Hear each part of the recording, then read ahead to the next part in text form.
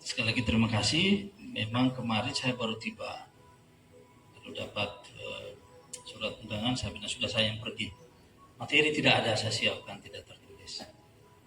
Karena apa? Karena kita ini kalau urus pemilu itu kan sebetulnya ada pihak-pihak. Yang pertama penyelenggara, kedua pemilih, ketiga peserta. Nah, untuk pemilu 2024 ini semua sudah lengkap. Tahapan proses kita. Penyelenggara sudah kami 3 pihak, KPU, Bawaslu, dan DKPP. Kami rakor penyelenggara seluruh Indonesia tanggal 8 kemarin di Jakarta, diselenggarakan oleh DKPP. Bagaimana di situ seluruh Indonesia hadir dan memastikan siap menjadi penyelenggara pemilu, pengawas pemilu untuk tahun 2024. Pemilih kita sudah berproses, dan pemilih untuk Kabupaten Timur Tengah Selatan 349656 pemilih dengan jumlah TPS 1379. Selamat berjuang dengan 1379 itu pemilih kita. Lalu yang ketiga, yang terakhir adalah peserta. Siapa itu peserta? Peserta adalah calon tetap anggota dari partai politik seorang, tapi untuk DPRD, untuk para legislatif, calon tetap anggota DPR, DPD, DPRD provinsi, DPRD kabupaten. Nah, puji Tuhan, sejak pada tanggal 3 November kemarin kita tetapkan. Untuk TTS, jumlah yang ditetapkan 654 orang dari 17 partai politik. Kita tepuk tangan, Provisiat. Maka saya baru datang mau sampai ke Provisiat untuk 40 saudara-saudari kami yang boleh bergabung dalam event pemilu 2024. Silakan berjuang dengan gegap gempita. Tadi Pak Ketua Dewan Syuro sudah mengajak, semoga dengan perjuanganmu kursi-kursi di parlemen ditempati orangnya yang tepat pada waktunya. Kita flashback sedikit, kalau bicara tentang pemilu sebetulnya bicara tentang tahapan. Dan untuk pemilu 2024 kita kurang lebih ada 11 tahapan. Tahapan yang pertama itu perencanaan program anggaran, itu dikelola oleh KPU RI. Jadi tahapan ini, perencanaan setiap tahapan itu ada dan dia jalan dari awal sampai akhir. Tahapan kedua, pemutakhir data pemilih dan penyusunan daftar pemilih sudah selesai sejak tanggal 20 Juni, kita sudah tetapkan. Tahapan yang sedang terlaksana sekarang itu adalah DPTB, daftar pemilih tambahan. Nanti sebentar saya singgung soal ini. Tahapan yang ketiga itu pendaftaran verifikasi peserta pemilu. Ini dari tahun Agustus tahun lalu.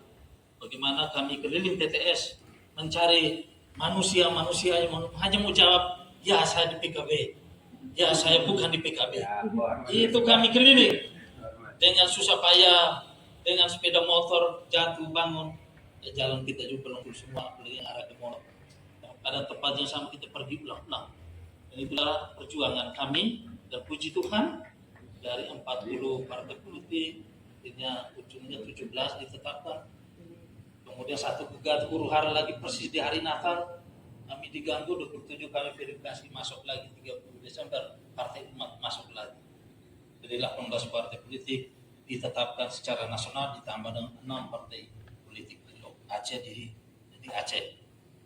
Itu sudah peserta pemilu kita tetapkan per tanggal 30 Desember oleh KPU RI. Kemudian sebelumnya itu ada proses, kemudian juga dapil ya.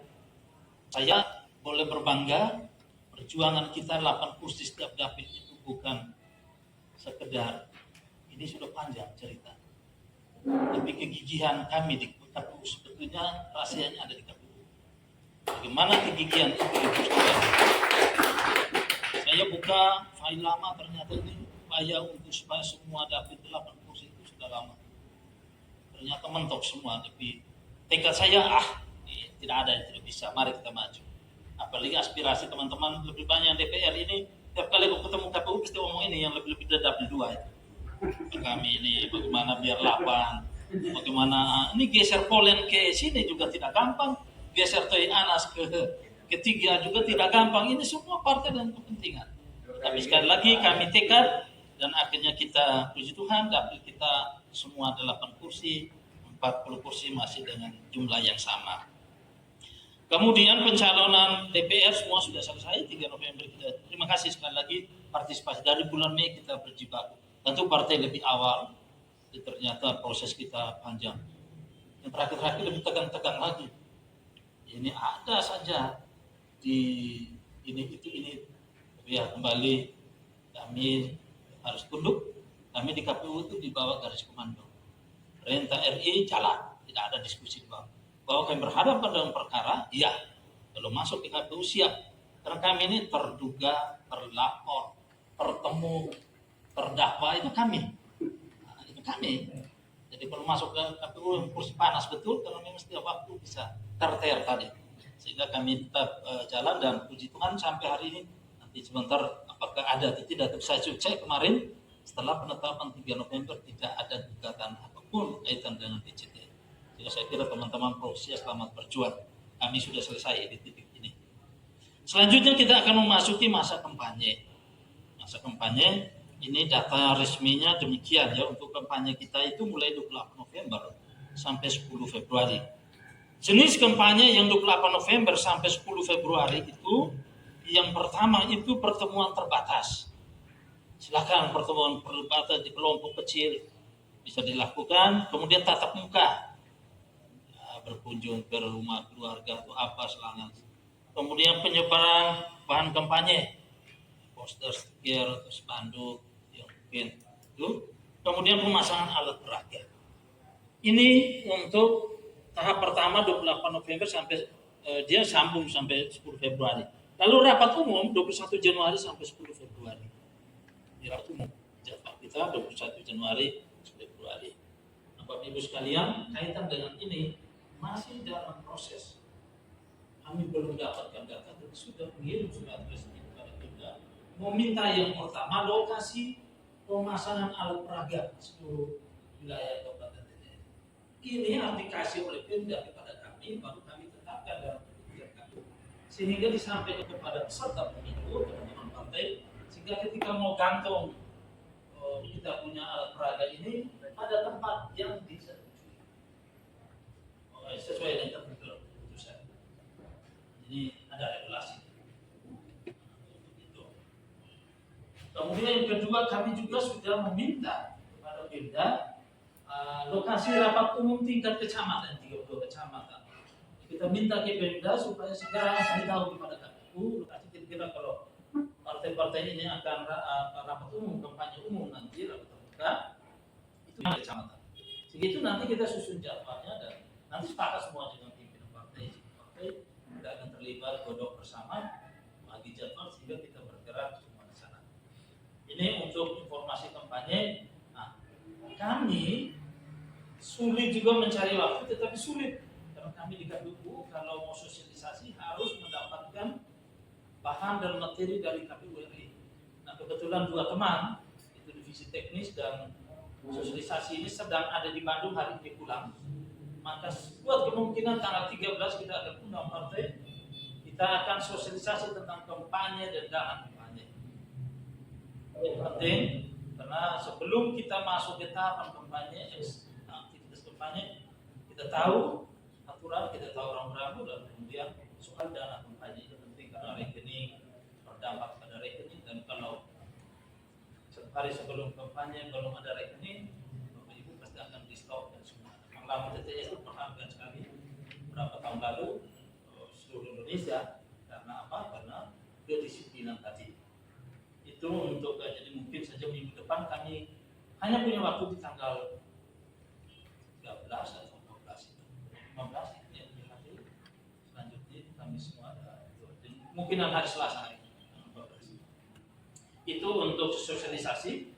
Bapak Ibu sekalian, kalau nanti tanya-tanya seputar soal ini, saya memang bagi tugas dan teman yang lain. Jadi kami tidak semua menguasai materi-materi itu.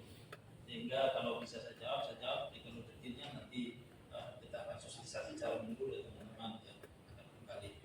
itu menyangkut tahapan kampanye. Tapi Ibu sekalian, saya sambung saja dengan informasi tahapan dulu. Setelah itu kita akan memungutan suara semua 14 Februari, lalu penghitungan sampai 15, ya 2 hari, 14 dan 15. 15 Februari sampai 20 Maret itu rekapitulasi hasil. Mulai di level PPK dari TPS naik ke PPK, PPK ke kabupaten sehingga tanggal 20 Maret. Itu secara nasional. 20 Maret itu secara nasional, berarti kita di sini kurang lebih sekitar 10 sampai 15 hari di kabupaten sudah ada. Sehingga pada bulan Februari menjelang minggu terakhir itu kita sudah tahu di siapa yang akan melenggang ke Difuhuki dan di Altari Kupang. Nah, TTS-nya kalau pemilu itu sebetulnya NTT 8 dengan 5 dapil ini. Karena TTS ini satu dapil sendiri untuk NTT 8. Sehingga kalau sudah jelas di TTS, jelas sudah di provinsi tidak ada yang gampang, kita tidak ada kabupaten lain.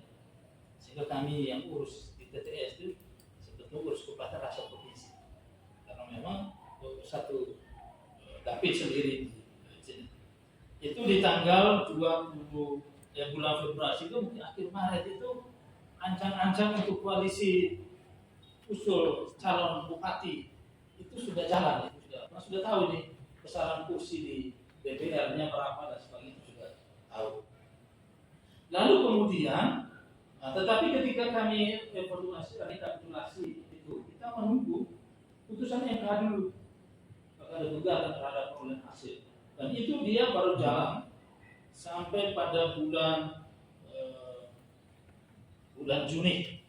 Jadi menjelang putaran kedua Pilpres tanggal 4 sampai 5 Juni seluruh keputusan sengketa Pilnas itu baik kabupaten, provinsi, DPD maupun DPRD itu harus sudah diputuskan oleh MK 4 sampai 5 Juni.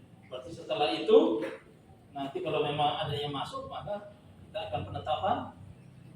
Selanjutnya kita masuk ke putaran kedua Pilpres 26 Juni. Pilpres itu 26 Juni akan kalau putaran kedua. Kalau semua kampanye sudah sampai putaran hemat uang negara. Tapi sebetulnya 76 kayaknya itu sudah masuk semua, itu termasuk. Kita tidak mau hemat apa lagi, uang sudah ada semua. Tinggal saja kita kelola. Yang nyor adalah partai politik karena harus ada amunisi baru menjual figur ini. Jadi kalau kami dana sudah ada, itu segerakan. Itu untuk jadwal kita dan Agustus tahun depan diharapkan di antara kita ini. Tentu tidak semua karena 40 kursi saja. Di antara kitanya akan kami hantar ke Nifuhuki untuk dilantik pada waktunya. Nah, mungkin di akhir Juli itu kami akan menyampaikan resmi hasil kepada Bupati dan juga kepada DPRD untuk proses SK Gubernur dan Kemendagri sehingga Agustus kita akan mudah-mudahan secara normal adanya.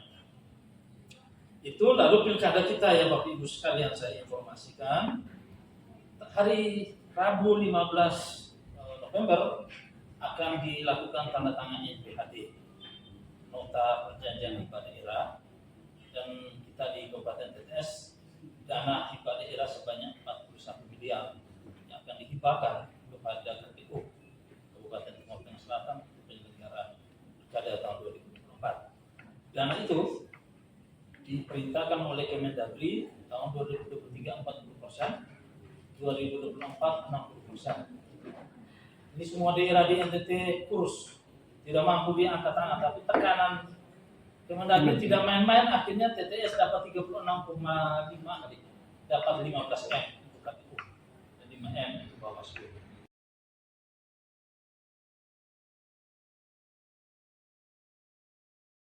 Untuk pilkada ini skenario 1 November, skenario 2 itu September 2024. Tapi dananya yang ada semua.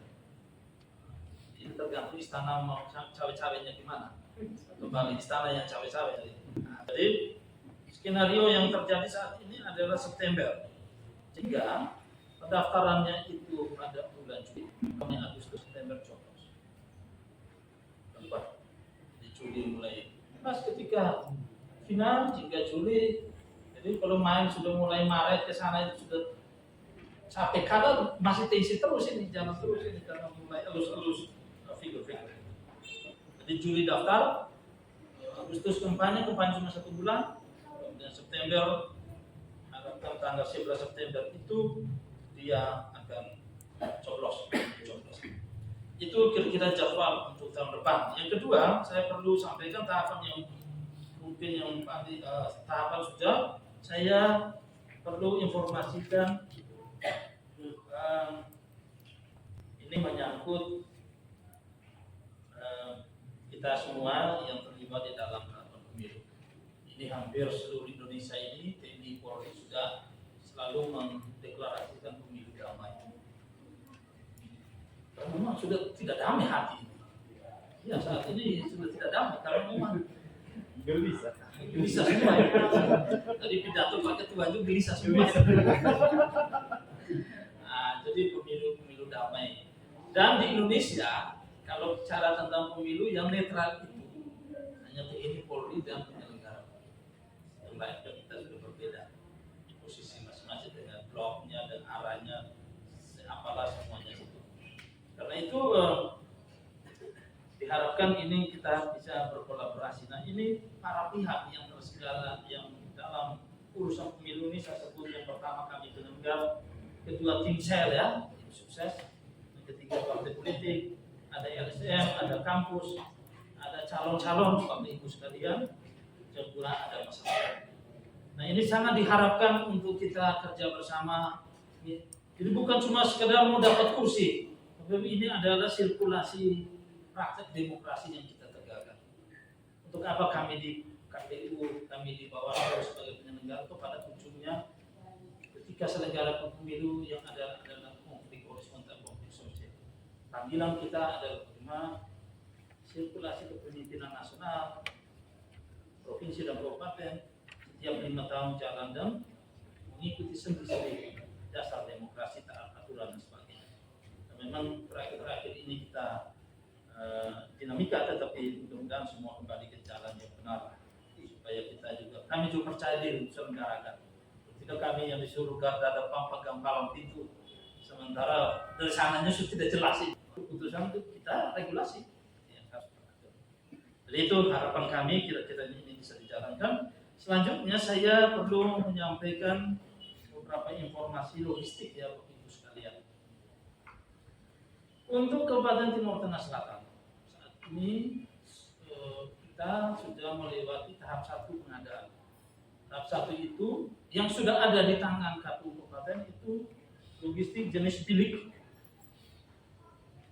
Biliknya ada 5.516 unit. Kemudian ada kotak suara jumlahnya 6.959, hampir 7.000. Kemudian tinta dan segel sudah masuk, sudah ada di gudang kita. Pertanyaan yang paling mendasar saat ini adalah bagaimana kita mengelola logistik yang besar. Ibu sekali ini pimpinan Dewan ada.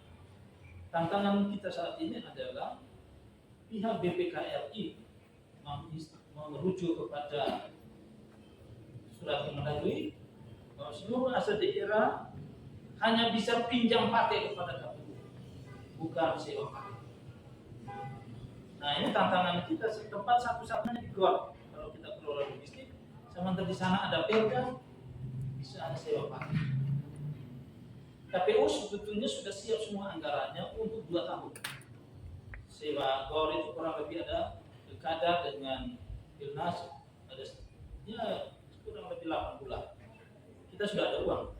Tapi atas perintah ini yang harus pinjam pakai, dan kami sudah menulis surat ke Bupati dan Bupati sudah jawab ini ada perda dan dia hanya bisa sewa pakai. Padahal itu bisa pakai kok. 6.959 taruh di mana? Tidak ada tempat. Saya lagi kemarin perintahkan teman-teman sekitar, coba cek di sekolah yang gedung besar. Atau di lapang futsal Abu punya kan bisa atau tidak kita sewa. Mengandaikan GOR itu di Komika atau PD Jaya, maka kami kontraknya dengan lembaga itu. Tapi sekarang oleh Pemda sendiri itu dinas terkait sehingga tidak bisa. Satu-satunya di NTT yang mengalami hanya terjadi tidak ada tempat lain kelola logistik itu. Dan seluruh persoalan ada di logistik. Dan kalau salah kelola logistik, maka kita akan mengulang peristiwa kemarin sampai SPU berlapis-lapis, diulang. Kita berkelahi dengan barang DO itu. 2019 ketika kami masuk kita kelola di GOR semua bisa, tidak ada soal. SU 12 itu tiganya itu kami rekomendasi karena coblos 2 kali dan kurang surat suara. Yang lain rekomendasi Panwas karena pelayanan itu saja dari 1.239. Yang lain kita kelola maksimal logistik. Itu yang menjadi tantangan dari kita bergumul. Kami bergumul, kita minta kebijakan khusus saat ini berdasarkan surat bupati supaya KPU kebijakan khusus. Tapi ini pro kontranya masih tinggi, tapi mudah-mudahan ada jalan keluar. Karena per 15 Desember kami sudah kelola logistik. Itu tahap pengadaan. Surat suara sudah habis prosesnya. Saya dengan divisi sudah tanda tangan. Seperti 2019 lebar panjang coblos pakai itu barang sudah kami approval semua, siap dicetak oleh logistiknya KPU. Itu informasi logistik dan pengadaan tahap berikut yang banyak barang-barang banyak sedang dilakukan secara e-katalog yang sedang berproses saat ini dan kami menunggu pengiriman dan proses lebih lanjut. Bapak Ibu sekalian, ini perlu kami sampaikan supaya kita ini sudah sama tahu persis, tidak saja teman-teman perkara lapangan tahu situasi real pengelolaan kesiapan kita demikian. Selanjutnya menuju tahun depan apa yang kami siapkan? Saat ini kami punya badan ad hoc 1988. Ini tidak bisa diganggu lagi kecuali mereka mengundurkan diri atau honor jadi saksinya lebih besar daripada pendapat mereka. Dan kami harus jangan lagi. Kenapa? Karena cari orang untuk kerja ini barang susah. Lebih gampang cari saksi. Nah, tapi kalau cari ini manusia. Dan saya setelah lantik bulan Februari, Januari, ini hampir setiap bulan kami lantik bulan karena orang mengundurkan diri. Honornya setiap bulan. Ya tidak besar. Kalau PPK-nya 2.500.000, lumayan kok. Mengundurkan diri. Ini tantangan tersendiri. Sehingga yang netral hampir tidak ada lagi karena semua sudah. Ini 17 partai keliling habis. Tidak ada lagi yang netral di bawah. Jadi tantangan kami ada di sini Bapak Ibu. Belum lagi yang dibahas. Dia pengawas TPS 1317. Jadi memang seperti itu. Nah, apalagi nanti KPPS kita 12.441. Satu TPS 7 orang. Lalu 5 sudah kita usulkan ada 2.758 dari kepada Pemda nanti SK Bupati. Ini hasil yang banyak-banyak di daerah ya di wilayah akan diajukan. Sedangkan untuk KPPS itu 7 orang dan itu memang membutuhkan 12.441. Nah ini kalau teman-teman sudah boyong semua ke saksi, lebih pilih keluarga saya, jangan pilih lagi yang lain. Nah, repot, sumber daya terbatas di bawah yang kelola. Kami 2019 itu sampai 1 minggu pun belum penuh kuota. Kami rayu saja orang untuk jadi KPPS. Jadi repot. Jadi mohon menjadi kita mencari rebut yang sama, target yang sama semua di kampung-kampung. Itu KPPS kita. Lalu kemudian kepada mereka ini juga Bapak Ibu sekalian, besok kami akan lusa dalam rapat pleno kami akan putuskan. Mereka ini kalau ada suaminya atau istrinya, kakaknya, bapaknya, adiknya, saudara kandung yang ikut caleg sudah DCT ini, mereka harus mengumumkan secara terbuka bahwa mereka punya hubungan itu kepada forum di kecamatan atau di desa, kemudian di camat desa semua. Dan media yang paling penting FB, Instagram, di luar semua, sehingga dipantau. Jangan sampai mereka siangnya KPU, malam tengah malamnya itu sudah di Maroko. Sudah terima ini kartu game dia habis lu geser kiri geser. Ini yang kita jaga supaya mereka netral. Karena sekali lagi yang kelola pemilu real itu mereka bukan kami. Kami hanya urus ini saja semua. Saya di bawah ini siap tempur dengan pemilih. Sehingga mereka perlu sedikit netral supaya kalau kita kalah terhormat, menang terhormat. Yang akan gugat itu 8 orang itu di dalam dapil. Ini teman dengan teman ini. Jeruk makan jeruk itu nanti pada waktunya. Dia tahu Bapak Ibu ini nanti hari ini mesra, tapi nanti ketika mulai menjelang kampanye yang mau jual itu di dalam 8 orang itu. Ini bukan rahasia. Tidak mungkin mau hantam orang punya partai karena sebenarnya dia punya. Jadi ini yang penting untuk kita sama-sama tahu. Mohon dukungannya untuk semua. Lalu kemudian saya DPTB ya Bapak Ibu, ini kita samakan pemahaman. DPTB itu daftar pemilih tambahan. Itu artinya warga kita yang sudah di dalam DPT, tetapi pada hari H karena alasan tertentu dia memilih di TPS bukan di TPS-nya. Ya ini macam saya di RT 14, RW 8 Kelurahan Bumi. Saya itu TPS 14. Saya hari H mesti pilihnya di situ. Tidak mungkin hari H saya pilih di Bena karena mungkin kantor di sana. Maka saya urus itu yang disebut DPTB. Waktunya sekarang yang sedang berlangsung akan berhenti pada tanggal 3 Januari, 3 Februari. Dia akan berhenti di 3 Februari. Karena itu, kalau ada sama saudara tulang rantau dia sudah daftar di DPT di mana saja seluruh Indonesia, tapi mungkin hari ini dia mau di sini segera mengurus supaya kita masukkan ke TPS setempat sesuai dengan dia pilih. Sesuai alamat dalam KTP. Jadi pertanyaannya orang Jakarta, alamat di Duren 3. Pada hari H dia mau datang dan pilih di Soe. Apakah dia dilayani? Sangat mungkin, tapi dia harus mengurus perpindahan memilih. Dan dia hanya terima 1 surat suara presiden. Begitu juga Pak Ketua terdaftar di Oikevan hari H karena harus pantaunya di Amanato, berarti dapil 1 tidak pilih dirinya sendiri, hilang suara 1.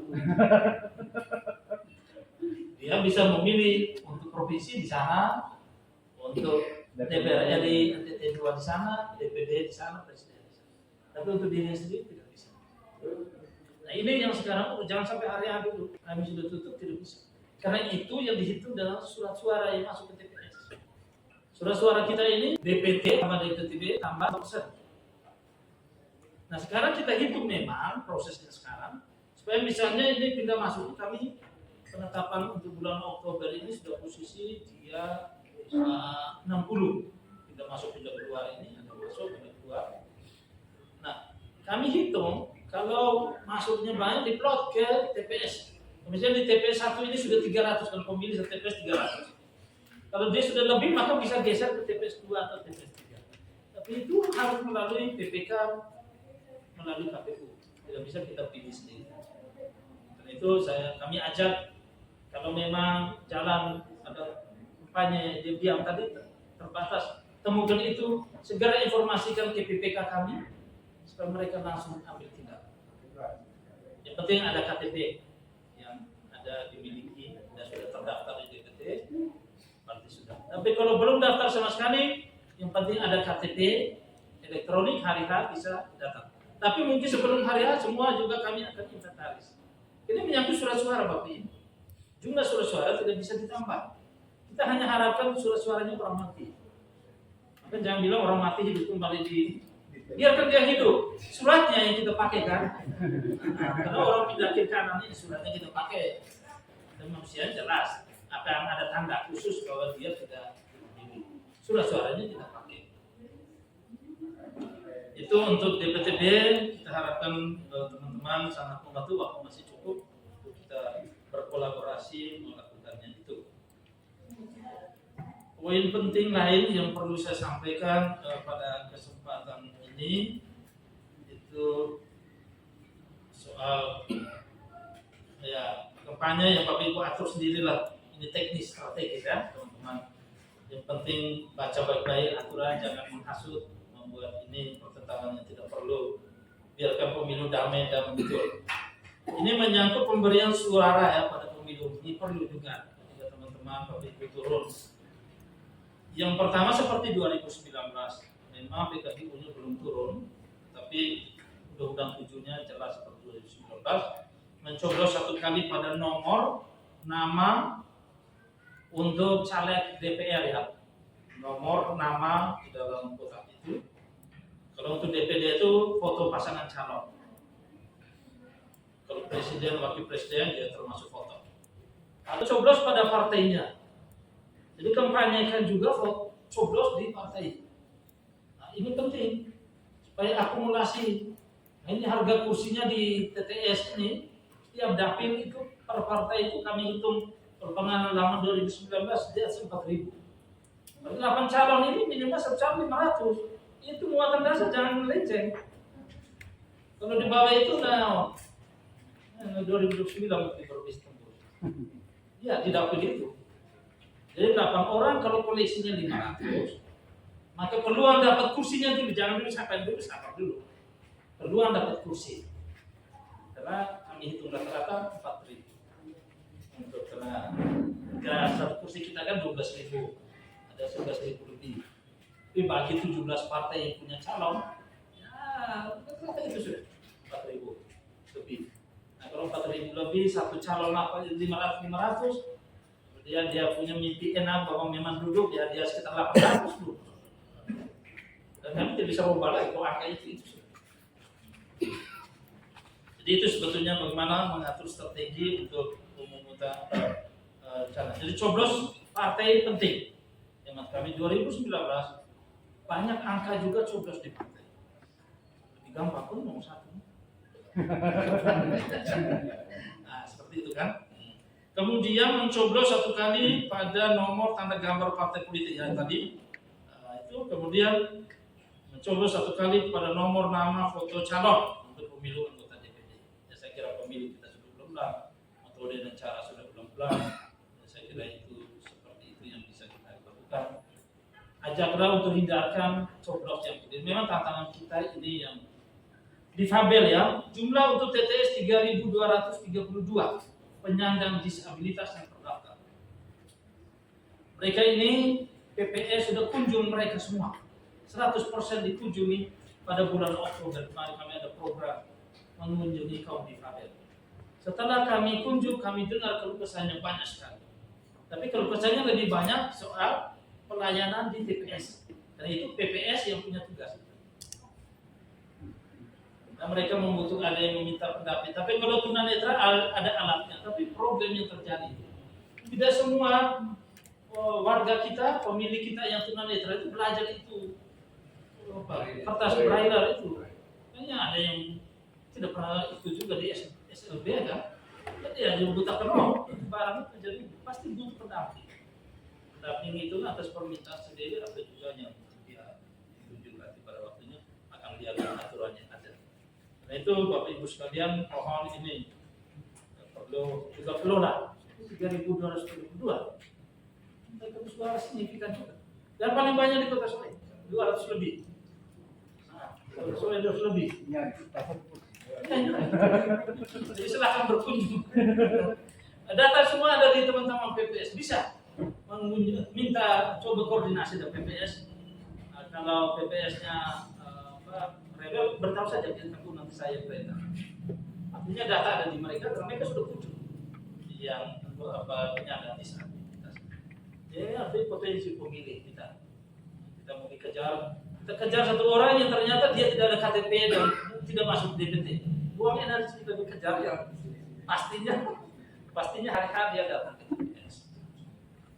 Itu menyangkut coblos dan sebagainya. Saya kira itu dulu ya beberapa informasi. Saya tidak siap materi, tapi saya pikir mungkin yang praktis saja untuk teman-teman Bapak Ibu sekalian berjuang ke bawah. Mari dengan penuh semangat kita sukseskan pemilu di TTS. Saya kemarin dalam deklarasi pemilu damai di Kodim, Forkopimda semua ada, partai semua ada. Saya bilang ini nama TTS ini hanya 3 huruf, tapi kita semua pikul. mereka itu termeterai erat dengan TTS ini. Maka kita berjuang supaya jangan sampai dia jatuh hanya karena orang yang buat. Kita berjuang bersama. Kenapa? Kalau dia nilainya plus, kita semua pikul kekuatan yang plus itu. Kalau negatif, ini satu orang yang di membela di tanah otomobil tidak tahu nahu, dia di TTS. Dia pikul. Dan informasi terakhir kemarin tadi, tantangan kita kalau betul bulan Februari hujan angin dan kali Desi di Bena itu banjir, sudah pasti 8 TPS 40 kotak tidak bisa turun ke sana. Itu pun tidak bisa dalam pemilu lanjutan atau susulan, karena tidak jamin nanti kali Desi itu kita lewat itu hampir 2 kilo di tengah kali, dan kalau dia banjir selesai. Itu hanya bisa dari udara. Lalu pada hari ini sudah ada payung. Setiap kami usaha. Kalau memang ada, 40 saya kiri ke atas ini. Saya pergi ke Pancasila persis. Maka orang sudah pergi, Bapak kita harus cari alternatif. Alternatif kalau sudah ada ini, kita untuk 2 desa itu mengikuti dengan karena masuknya dari Kabupaten Kupang, dari Fatul Monas turun. Dan itu pun pasti kalau trayek dari sini sekitar 3-4 juta tidak mundur itu dia minta saya. Karena jauh dari belakang. Puji Tuhan kalau seandainya cuaca kita kan ramalan cuacanya setelah 14 Februari berhujan angin. Jadi mudah-mudahan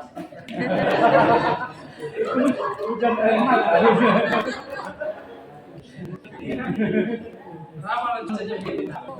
Karena kalau dia black hole bulan Januari kita ini tidak akan sama juga dengan karena ini aduh parah, tapi tidak apa, kita tetap tidak semua calon juga saya karena ada sebuah TPS apa yang calon itu mudah dia penting saja yang bekerja sehingga kalau di sana yang masuknya tunggal pas dia menang telak sudah manusia tertutup semua di sana. Itu saja, terima kasih saya kepada sekian.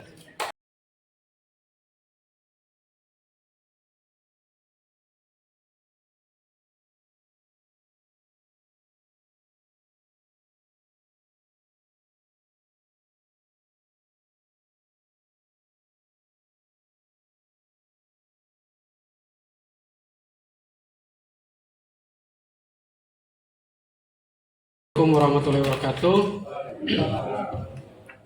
Shalom dan salam sejahtera untuk kita semua.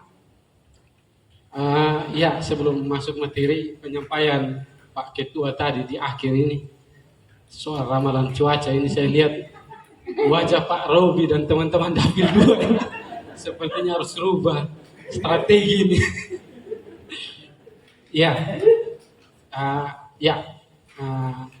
Perkenalkan, saya Ariandi Ahmad Amiruddin, anggota Bawaslu Kabupaten Timur Tengah Selatan periode 2023-2024. Jadi memang kami, izin Pak Ketua, kami kemarin proses seleksinya dari Juni-Juli, kami baru dilantik bulan Agustus kemarin tanggal 19. Dan saya bersyukur dari komposisi pimpinan yang lama, dari 5 orang itu saya termasuk salah satu yang kembali terpilih. Jadi ini priorisasi saya yang kedua di Bawaslu dan sesuai regulasi periode terakhir.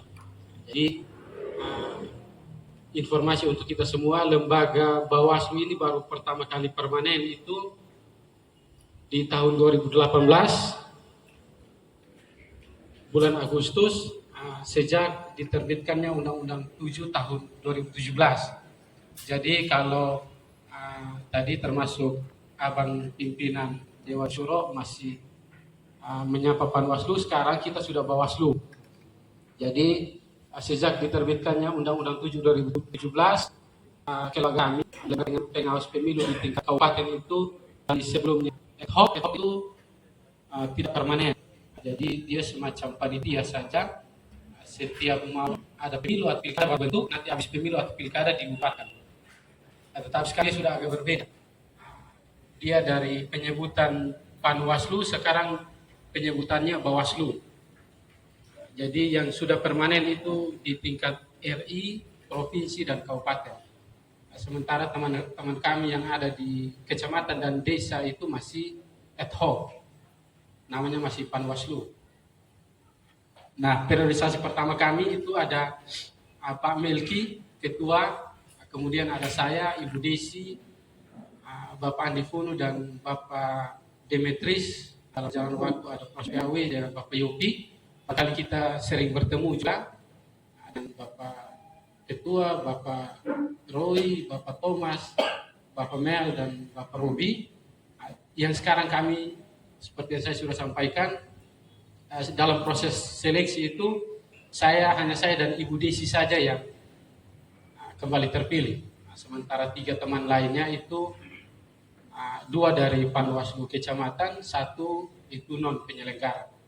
Nanti izin Pak Ketua, materinya saya siapkan, nanti saya berikan ke Pak Ketua, softnya juga nanti saya share saja supaya kita saling kenal. Nah, selanjutnya saya juga menyampaikan undangannya ke Ketua, tetapi karena saat hari ini juga kami sementara kegiatan yang sama, ada pelantikan PAW seperti tadi Pak Ketua KPU sampaikan. Setelah kami bentuk Panwaslu Kecamatan, PKD, nanti pengawas TPS, itu memang salah satu tantangan kami, yaitu mengundurkan diri, diberhentikan, dan lain-lain, dan proses PAW juga tidak mudah. Memang kami di internal yang tahu. Jadi hari ini kami ada proses penggantian antar waktu. Salah satu Ketua Panwaslu Kecamatan di Batu Putih, beliau mengundurkan diri karena sudah lulus P3K.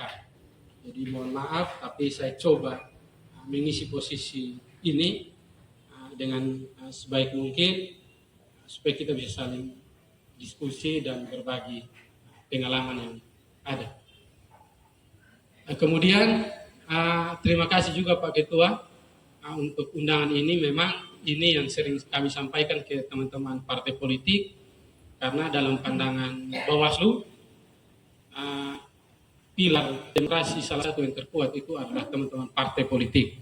Karena ya satu pertandingan itu dia sehat manakala peserta itu sehat.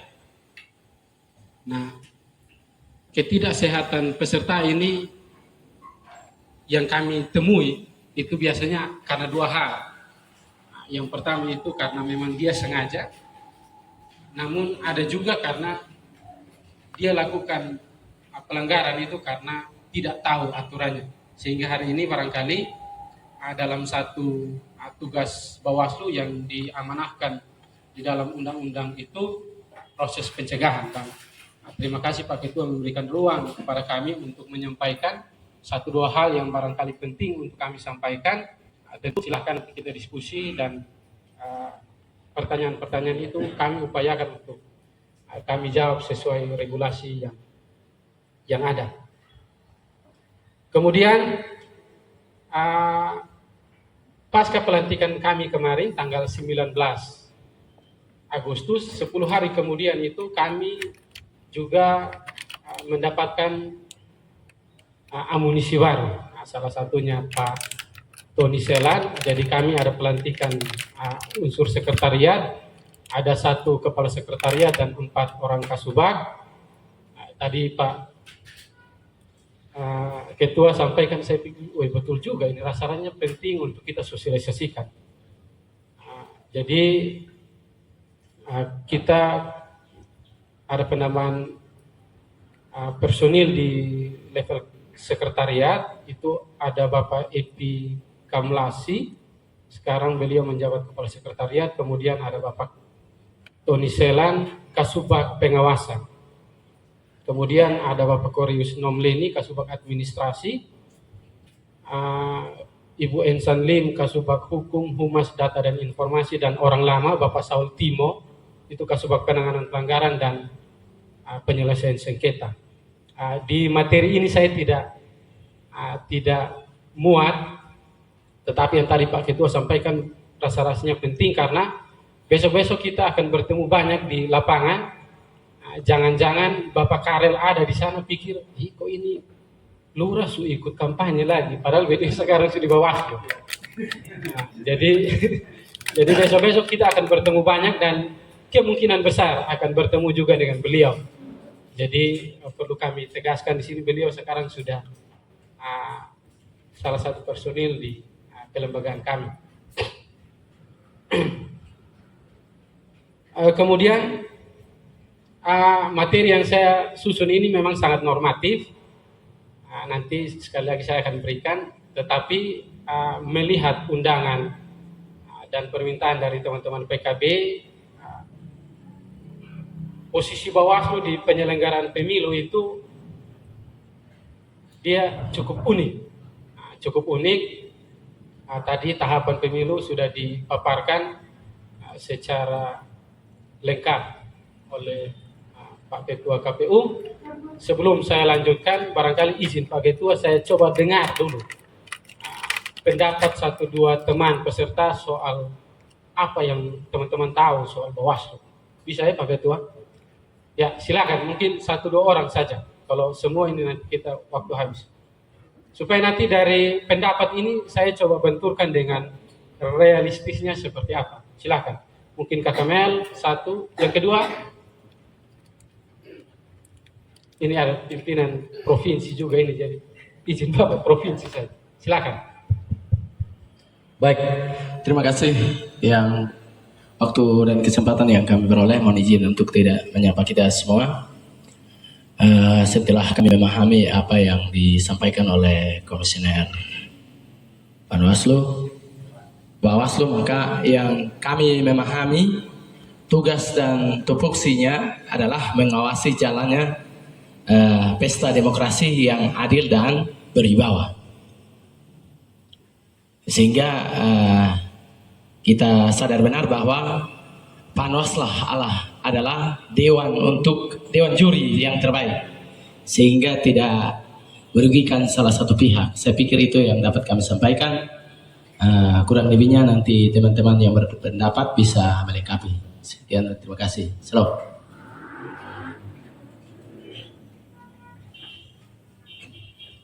Baik, terima kasih. Mungkin saya mohon izin untuk langsung.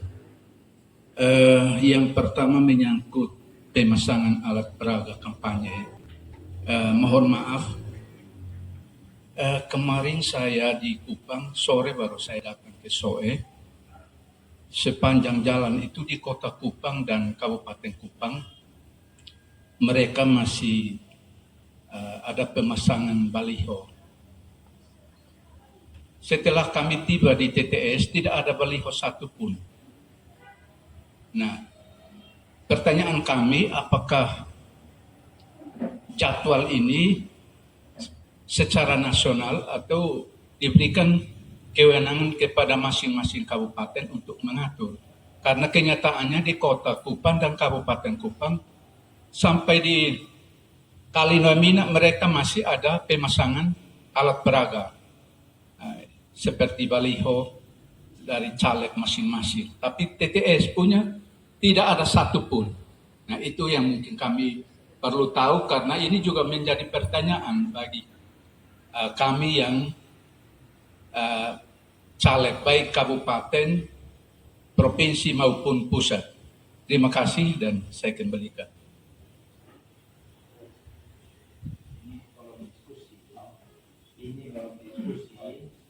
Ini tadi yang dibilang bagaimana kita paham soal penyerahan Bawaslu. Nanti sebentar kita diskusi. Jadi kita berpendapat tentang Bawaslu. Diskusinya belum. Cukup 1-2 orang berpendapat, cukup itu sehingga nanti sebentar kita buka diskusi. Silakan. Bapak terakhir Bapak Thomas. Yang lain nanti sebentar baru diskusi. Terima kasih. Saya mohon untuk izin untuk langsung. Pertama, profesiat untuk Badan Pengawas Pemilu yang sudah permanen,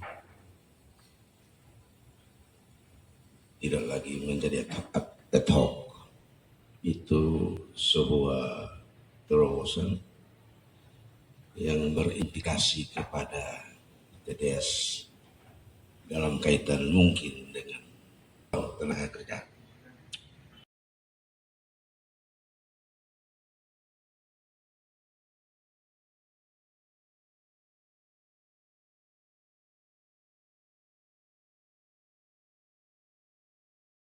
Itu ada DKP, itu Dewan Etik kami, kemudian ada KPU dan kami itu teknis penyelenggaraan.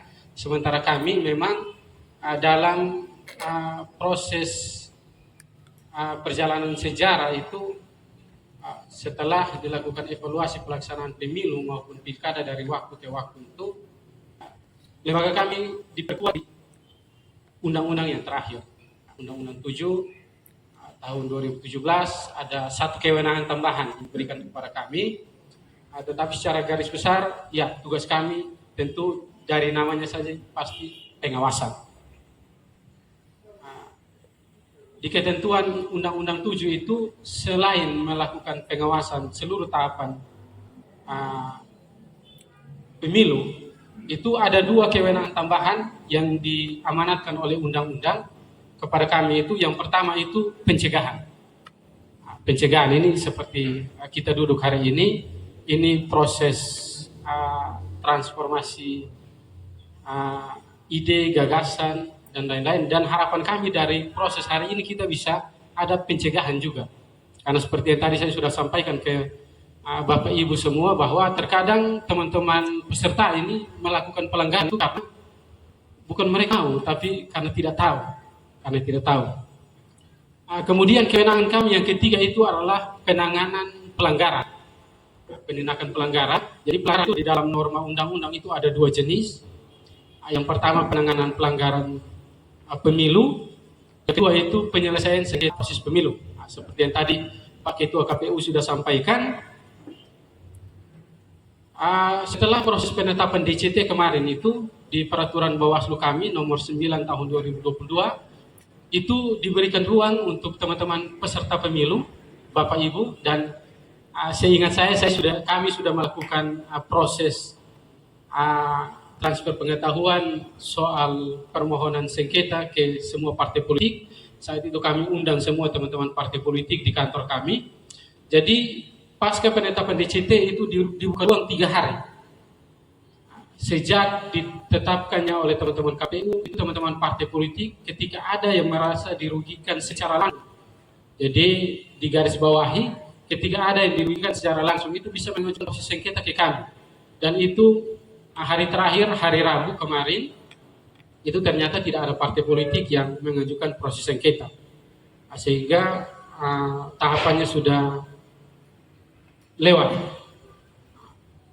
Sementara untuk penanganan pelanggaran, itu diatur di peraturan Bawaslu kami nomor 7 tahun 2022, itu ada 4 jenis penanganan pelanggaran. Yang pertama penanganan pelanggaran kode etik. Nah, kode etik ini nanti itu penerusan informasi atau laporan itu langsung diteruskan ke Dewan Kehormatan Penyelenggara Pemilu, karena itu sekali lagi itu etik Dewan Etik kami, KPU maupun Bawaslu. Kemudian ada pelanggaran administrasi pemilu, itu terkait dengan cara, prosedur, dan mekanisme ketika KPU maupun peserta pemilu melanggar tata cara, prosedur, dan mekanisme itu Bawaslu diberikan kewenangan untuk menangani proses administrasi.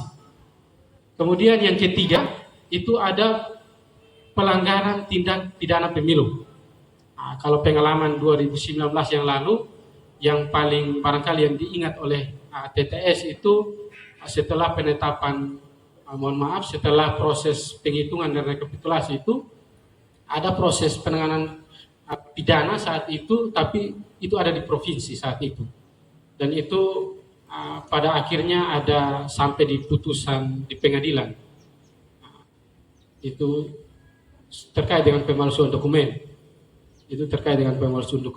Jadi itu baru diketahui setelah proses pungut dan hitung selesai, walaupun tahapan pemalsuan dokumennya di tahapan pencalonan. Kemudian yang keempat itu kami juga diberikan ruang untuk penanganan pelanggaran terhadap pelanggaran peraturan perundang-undangan lainnya. Misalnya soal netralitas ASN, netralitas desa, netralitas TNI, Polri, dan lain-lain. Nah, ini kita punya pengalaman di priorisasi kepemimpinan kami yang lalu. Mohon maaf kemarin itu, ini nanti saya juga sekaligus menyentil apa yang disampaikan oleh Bapak Laka Apu. Jadi proses pengawasan dan pencegahan dan penindakan yang dilakukan itu ranahnya hanya ada di seputaran Kabupaten Timur Tengah Selatan. Kami tidak bisa menyentuh di kabupaten lain ketika mereka tidak berbuat atau mereka berbuat itu dengan serta-merta kami harus mengikuti, tidak, karena kita punya pengalaman yang lalu ketika ada proses informasi atau laporan dugaan pelanggaran terkait dengan dukungan beberapa kades untuk salah satu partai politik, itu kami berproses walaupun nyatanya itu terjadi di masif di se-Indonesia, karena memang dalam regulasi kami diberikan ruang dan kesempatan untuk mengawasi di luar undang-undang pemilu. Jadi sekali lagi mohon maaf, prosesnya kami sudah lakukan, kami tidak bisa menyentuh di kabupaten lain, tetapi sesuai regulasi memang soal yang tadi desa maupun APK dan APS itu ada di ranah kami Bawaslu Kabupaten Timur Tengah Selatan. Kalau informasi dari teman-teman Kota Kupang, kemarin itu mereka baru konferensi pers, dan rencananya barangkali dalam 1-2 waktu ke depan, apakah hari ini atau ke depan itu akan ada penertiban juga soal kewenangan kami. Kemudian jadi sesuai regulasi itu kewenangan kami seperti itu. Jadi Bawaslu itu ingatnya gampang saja.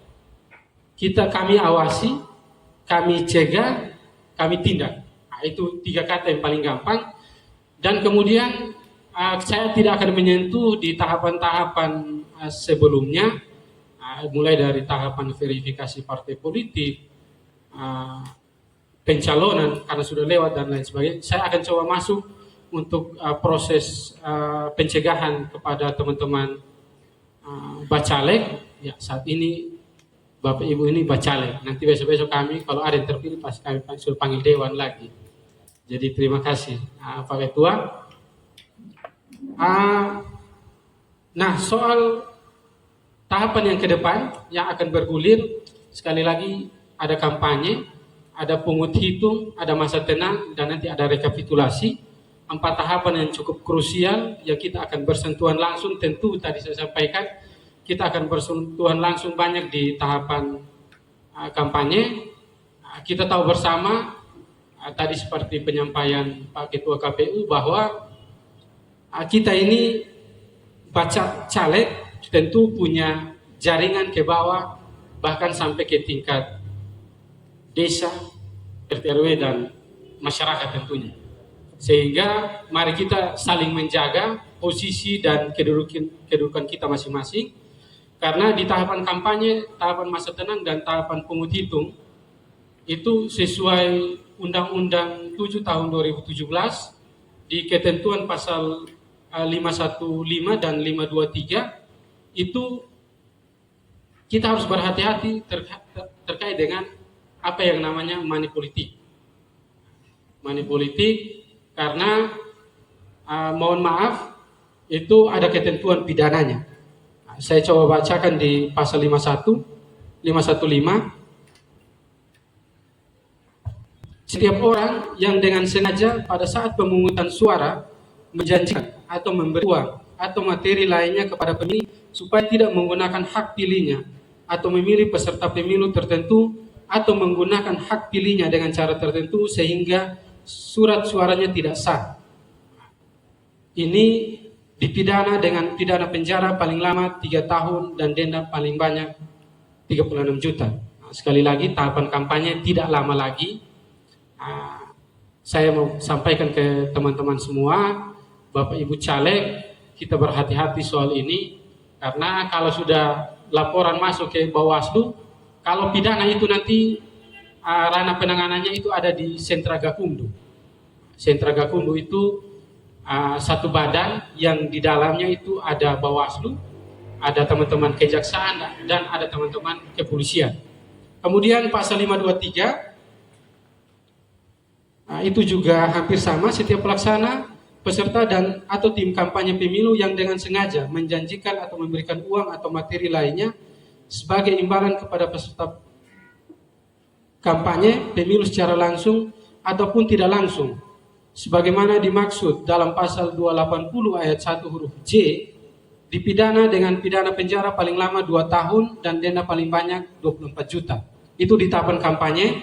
Di ayat 2-nya itu di tahapan masa tenang, dan di ayat 3 di masa pungut hitung. Jadi soal money politik ini, kalau gagasan teman-teman pemerhati pemilu ini merusak tatanan demokrasi kita. Tetapi kami sebagai lembaga penyelenggara yang salah satu tugasnya adalah penindakan pelanggaran, tentu kalau sudah ada laporan atau temuan soal money politik, tentu kami akan diskusi, kami akan bahas di internal maupun di sentra Gakumdu.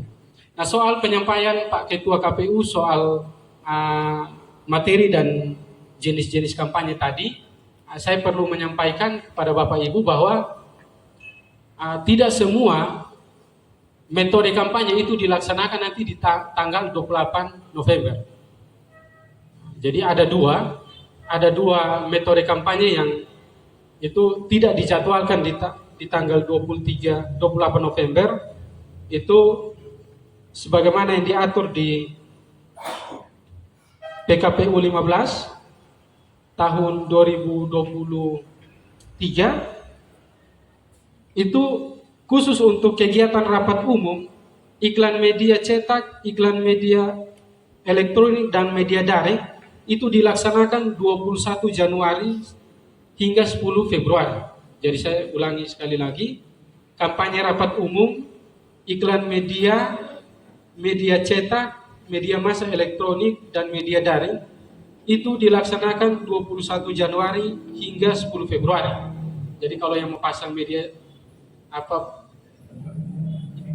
mau kampanye di media dan lain-lain, itu ini tidak termasuk media sosial ya. Media sosial itu 28 November sudah bisa. Nanti di pengaturannya itu nanti tentu ada akun-akun yang didaftarkan di KPU. Ini pengalaman dari waktu ke waktu masih sama. Nah, khusus yang tadi saya sampaikan soal kampanye di tanggal 21 Januari itu juga ada ketentuan pidananya. Itu juga ada ketentuan pidananya Bapak Ibu.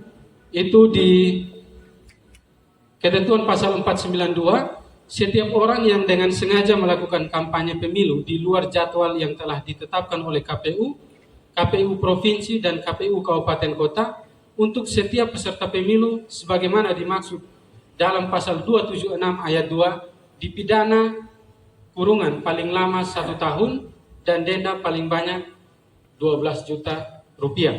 Jadi ini beberapa hal-hal yang menjadi warni di tahapan kampanye. Karena tahapan kampanye ini tidak lama lagi, dan tentu tadi Pak Ketua sudah sampaikan nanti setelah proses ini tentu ada strategi pemenangan dan lain-lain. Saya titip itu saja untuk dibahas. Kemudian nanti ada di tahapan masa tenang, karena memang ketentuan regulasi itu masa tenang. Itu kalau kita lihat kerangka penyusunannya itu, saya masyarakat juga bisa tenang, karena 17 partai politik kan turun ini.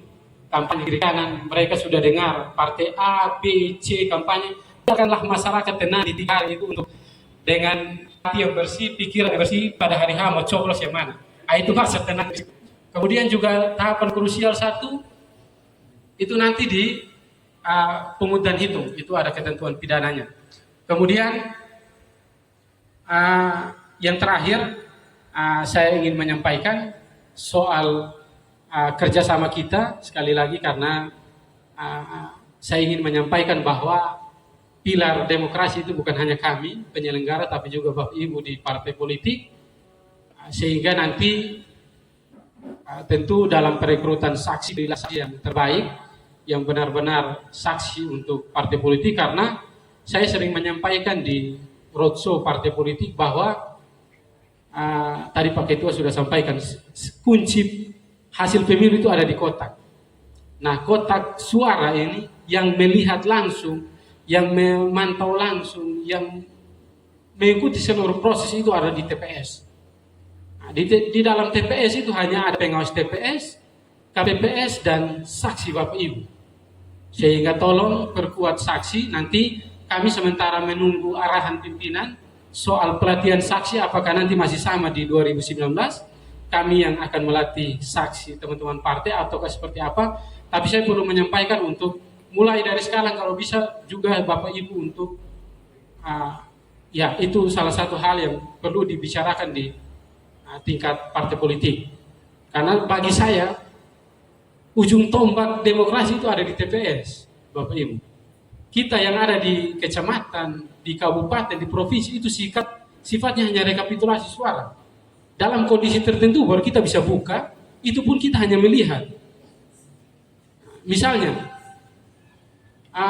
pemilih dia coblos nomor 1, tapi KPPS dia baca nomor 2, saksi bilang pas, maka pas, terhitung nomor 2 punya.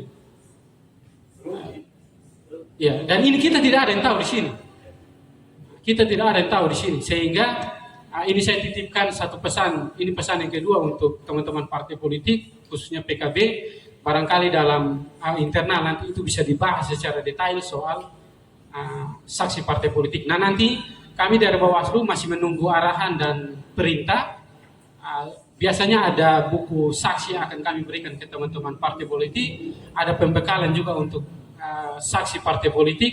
Tetapi sekali lagi, kalau tidak ada pun silakan, kalau ada kegiatan yang bersentuhan langsung dengan saksi, kami siap diundang untuk hadir untuk membantu Bapak Ibu untuk menyampaikan. Mungkin ada hal-hal teknis, karena memang pengalaman 2019 yang lalu itu kita PSU karena ya itu tadi teman-teman kita di TPS ini ya agak-agak kurang memahami regulasi.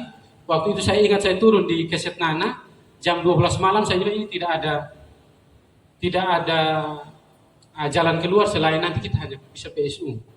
Karena memang ketentuan itu kalau satu suara saja yang diberikan, misalnya kalau suara rusak itu diberikan 1 kali saja, nanti ada yang beli 2 kali, kita bisa PSU. Atau DPTB, pemilih DPTB, yang harusnya kita berikan dia 4 surat suara, tetapi karena pengawas TPS maupun KPPS bilang kita kasih 5 saja, itu PSU lagi. Sehingga kami butuh juga kerjasama dari teman-teman partai politik soal saksi, supaya ada juga yang mengawasi pengawas TPS maupun KPPS di TPS. Kemudian yang terakhir dari saya, kelembagaan kami itu selalu dituntut soal integritas penyelenggara pemilu. Saya berulang-ulang kali saya menyampaikan di rapat-rapat internal kami bahwa saya dengan teman-teman pimpinan yang lain ini isi hati dan isi kepala kami, arah tujuan dan lain-lain itu kami tidak ada yang tahu. Panwaslu kecamatan kami, PKD kami juga kami tidak tahu. Mereka apakah betul-betul netral atau berpihak. Maka saya selalu sampaikan di roadshow partai politik bahwa tolong bantu awasi jajaran ad hoc kami juga. Ketika ada yang melenceng silakan lapor. Kita tidak usah pakai cara-cara yang biasa kita posting di media sosial, kita buang isu di teman-teman media, oh ini ada Panwaslu kecamatan yang berpihak dan lain-lain. Silakan kita tempuh sesuai regulasi di Perwaslu 15/2020 kami diatur soal pembinaan Panwaslu kecamatan dan PKD. Ketika terbukti tidak netral, kami punya kewajiban untuk memberhentikan. Jadi sekali lagi kita bekerja sama di tahapan ini. Kami mengawasi proses penyelenggaraan pemilu, tapi saya minta juga Bapak Ibu mengawasi kami di penyelenggara khususnya di Bawaslu, supaya kami yang ada di Bawaslu ini betul-betul netral, tidak berpihak ke A, B, atau C, supaya pemilu ini bisa aman, damai, dan tertib. Barangkali itu pengantar dari saya, Pak Ketua. Sekali lagi terima kasih atas kesempatan, perhatian, dan kerjasama kita semua. Saya kembalikan dan shalom. Shalom.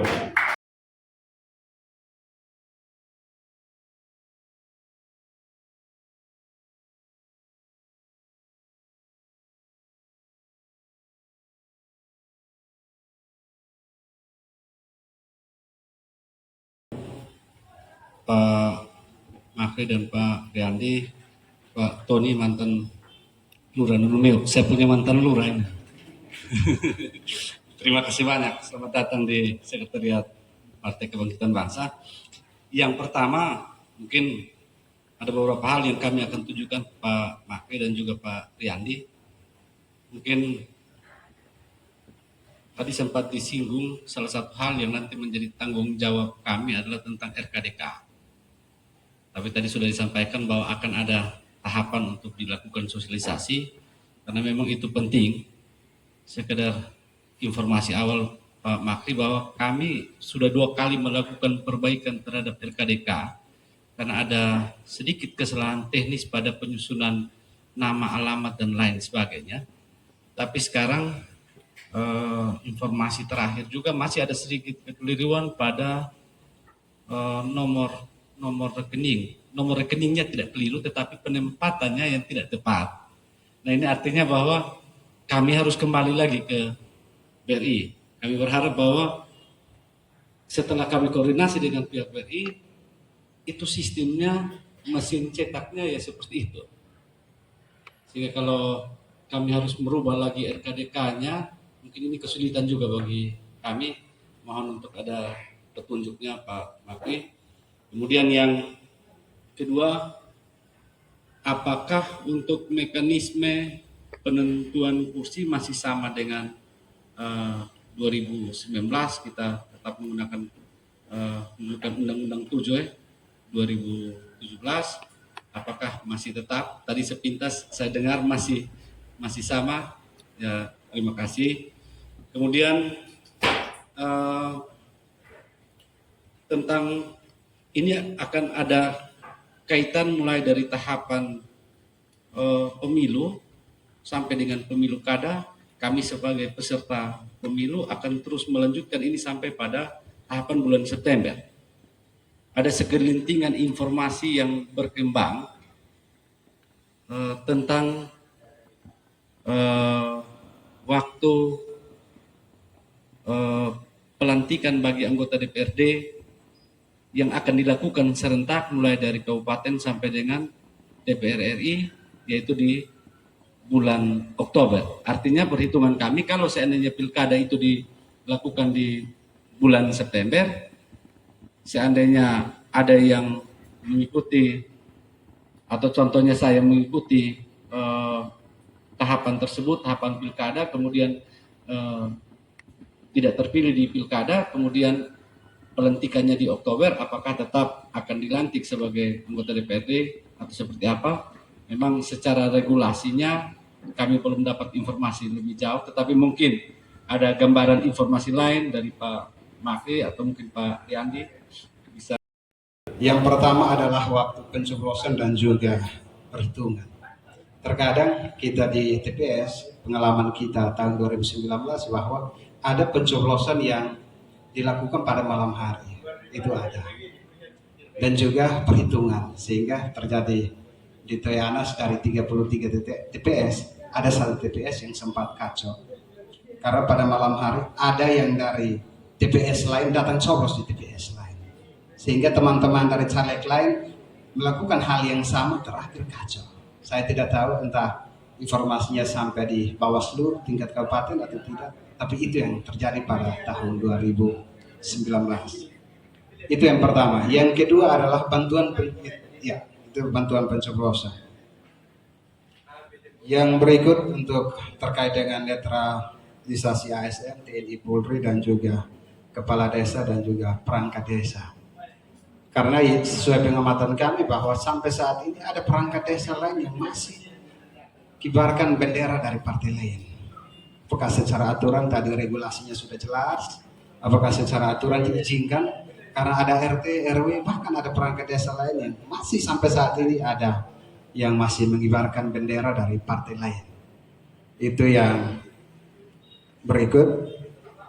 Yang berikut lagi adalah contoh warna surat suara. Apakah masih sama seperti 2019 atau ada perubahan sehingga ketika pada tanggal 28 nanti ketika kami melakukan sosialisasi sebelum pencoblosan kami bisa mencetak spesimen surat suara untuk sebagai bentuk pelatihan kepada masyarakat kami atau pemilih kami di tingkat masyarakat. Mungkin hanya sebagai calon anggota legislatif untuk Provinsi nomor 3. Yang pertama kami menyampaikan terima kasih sekaligus mengapresiasi kepada DPC PKB TTS yang hari ini sudah melakukan pembekalan terhadap kami sebagai caleg. Yang kedua, apresiasi juga bagi KPU dan Bawaslu yang sudah menyampaikan beberapa aturan untuk ditaati dan ditindaklanjuti dalam penyelenggaraan pemilu ini. Hal yang ketiga terkait dengan tahapan, ada peserta yang mendahului atau saling selipin lingkungan. Harapan kami PKB mungkin tidak berada di ranah itu, karena kalau kami berada di ranah itu, kami diibaratkan seperti orang yang tidak paham aturan, apalagi sudah menempelkan beliau sebelum tahapan kampanye. Hal yang keempat, pertanyaan untuk tahapan kampanye. Kalau untuk tahapan sekarang, saya berada di dalam salah satu acara, dan di dalam acara itu dengan tidak sengaja makan siri bersama orang tua, tapi tidak berkampanye. Apa itu salah sesuai dengan tahapan kampanye? Yang berikut terkait dengan pencoblosan, sesuai apa yang disampaikan oleh teman saya Pak Niko, memang masih banyak pemilih yang belum tahu baca.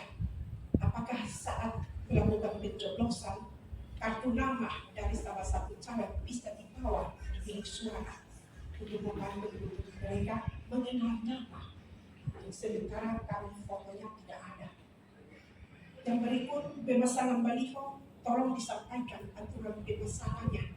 Dan sampai di tiap listrik juga ada baliho, di pohon juga ada baliho, tolong disampaikan dari materi yang sudah disampaikan tadi, tapi kalau ada materi ini. Hal-hal teknis lainnya sudah disampaikan oleh teman-teman saya terdahulu. Terima kasih. Saya untuk mengajukan beberapa hal. Sebelumnya saya perkenalkan diri, nama saya Frans E. Manuel Daka dari Dapil 1. Baik, hal pertama yang saya mau tanya di sini, sekali lagi kami mau tekankan tentang pencoblosan. Saran dari kami, karena seringkali kita mengikuti pemilihan, baik itu pemilihan presiden, pemilihan gubernur maupun legislatif,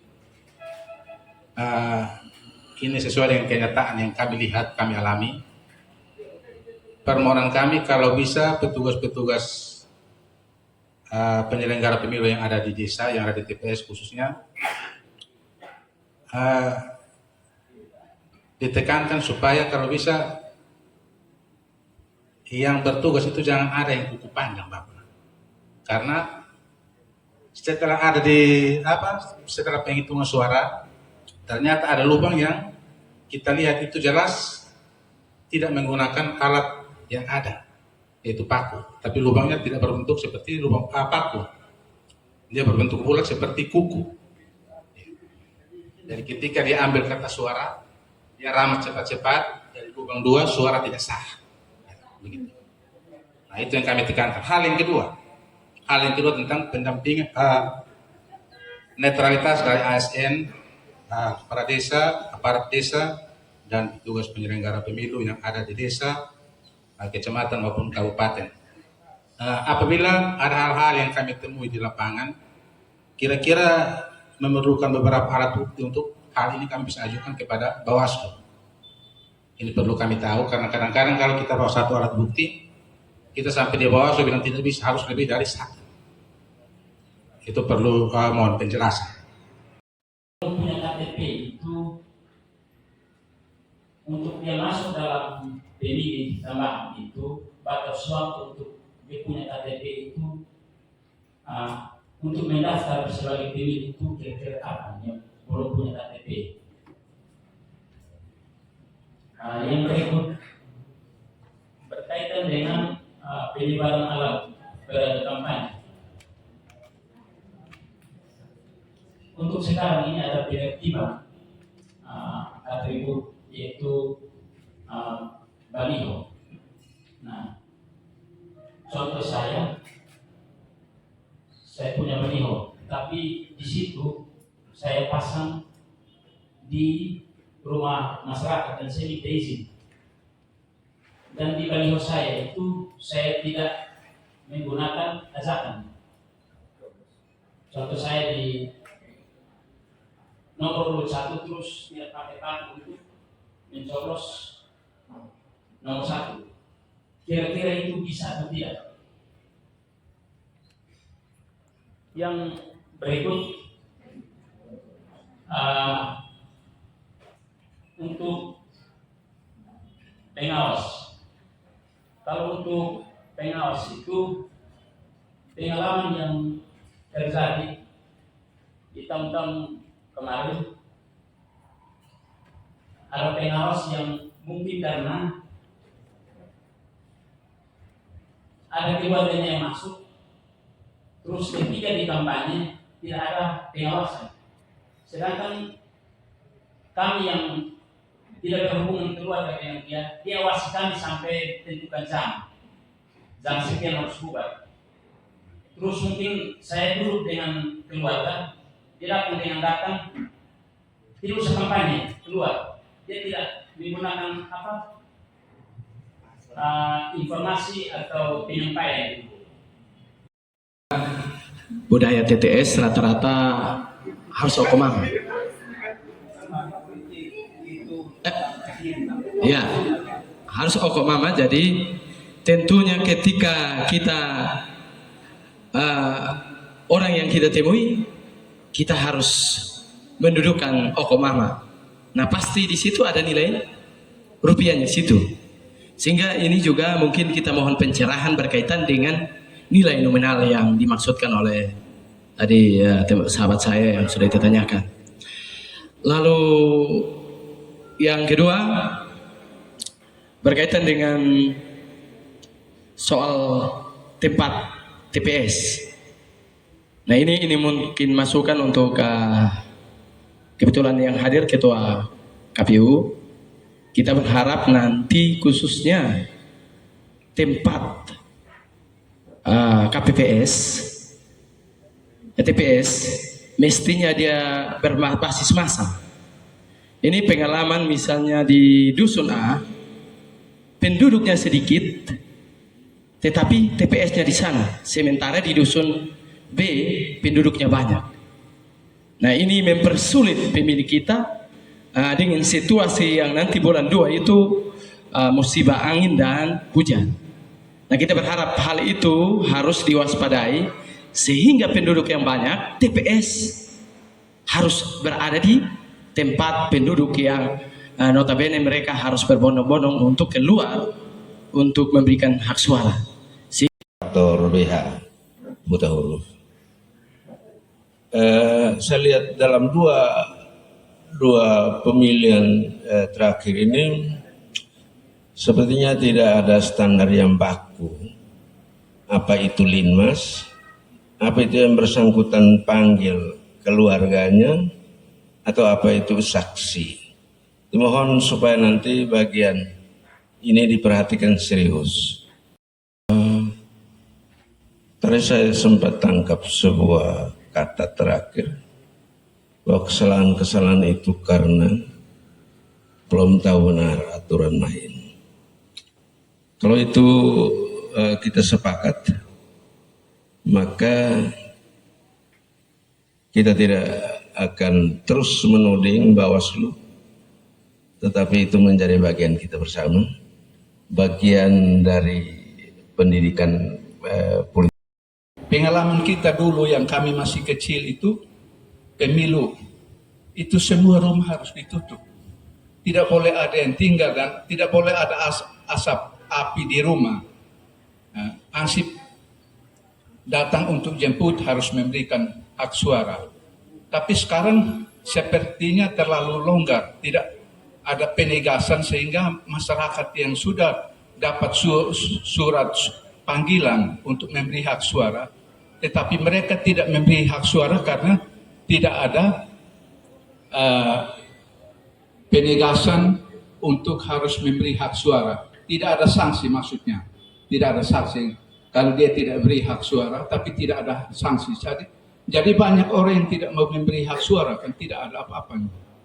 Tidak ada sanksinya. Jadi ini barangkali mohon penjelasan atau semacam solusi untuk kalau bisa semua warga yang dapat surat panggilan harus memberi hak suara. Perlu saya sampaikan, walaupun tadi ada beberapa teman seperti Bapak Faud dan Bapak Soldo barangkali sudah angkat dua hal, tapi mungkin ini kaitan juga dengan teknis, sehingga perlu juga saya bisa mendapat penjelasan. Yang pertama menyangkut dengan apa yang tadi disampaikan oleh Bapak Ketua KPU, yaitu menyangkut dengan surat suara. Surat suara itu tadi tidak salah Bapak ada jelaskan coblos partai, tahu caleg, foto dan nama. Mungkin tidak salah itu yang tadi disampaikan. Nah ini kami bisa memahami itu, tetapi pemilih barangkali kurang paham menyangkut dengan ini, sehingga perlu ada sosialisasi. Penting yang mau coba saya sampaikan untuk menjadi informasi kepada Pak Makri dan kakak Pak Yandi.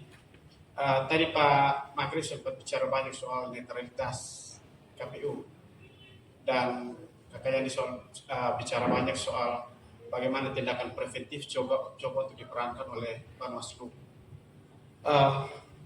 Hal yang menjadi keprihatinan saya adalah bahwa dinamika polemik dan juga persoalan-persoalan yang seringkali terjadi dalam proses penyelenggaraan pemilu ini bukan periode ini saja. Rekam jejaknya sudah terjadi dari beberapa periode yang lalu. Dan seharusnya kalau kita melihat itu jadi lesson learned untuk kita. Apalagi secara kelembagaan Pak Makif dengan Kakak Yandi ada di sana. Sehingga sebenarnya yang saya ingin tanyakan adalah berdasarkan rekam jejak periode-periode yang lalu ini, sejauh mana kemudian KPU dan Bawaslu berinovasi untuk kemudian melihat risiko-risiko yang timbul dari pengalaman yang lalu untuk kemudian melakukan tindakan-tindakan mitigasi. Ini buat saya ini penting karena inovasi ternyata tidak hanya diperlukan oleh KPU dan Bawaslu. Bahkan peserta pemilu pun mulai berinovasi untuk mencari celah abu-abu. Saya katakan celah abu-abu. Karena kepastian hukum yang seringkali tertulis itu menimbulkan multitafsir. Berikut kampanye di medsos, memang batas waktunya di medsos itu dia mulai 21 Januari, tapi sekarang ini banyak di medsos. Nah ini juga bagaimana nanti kita dapat penjelasan lebih lanjut. Dan yang berikut berkaitan dengan sekali lagi mengenai politik uang, ini berkaitan dengan ini janji-janji untuk nanti satu suara 200.000, 300.000 itu sementara sudah terjadi. Ya sementara jalan dengan membungkusnya dengan cara merekrut saksi di tiap TPS dengan janji per orang 250.000 sampai 300.000. Nah ini yang nanti perlu untuk mendapatkan informasi tambahan, respon balik dari KPU dan Bawaslu. Dan yang terakhir berkaitan dengan pemesanan APK, tentunya kalau APK yang tidak ada unsur ya untuk mengajak itu tentunya tidak boleh diturunkan, karena itu sesuai dengan himbauan kita, kecuali ada unsur mengajak untuk mencoblos. Saya kasih contoh waktu kita diskusi di KPU waktu minggu lalu, kita penandatanganan spesimen surat suara. Ya, contoh kalau yang Bapak Tinus punya karena ada nomor 5, ada anak panah kalau tunjuk di situ untuk coblos, berarti itu mengandung unsur mengajak untuk pencoblosan.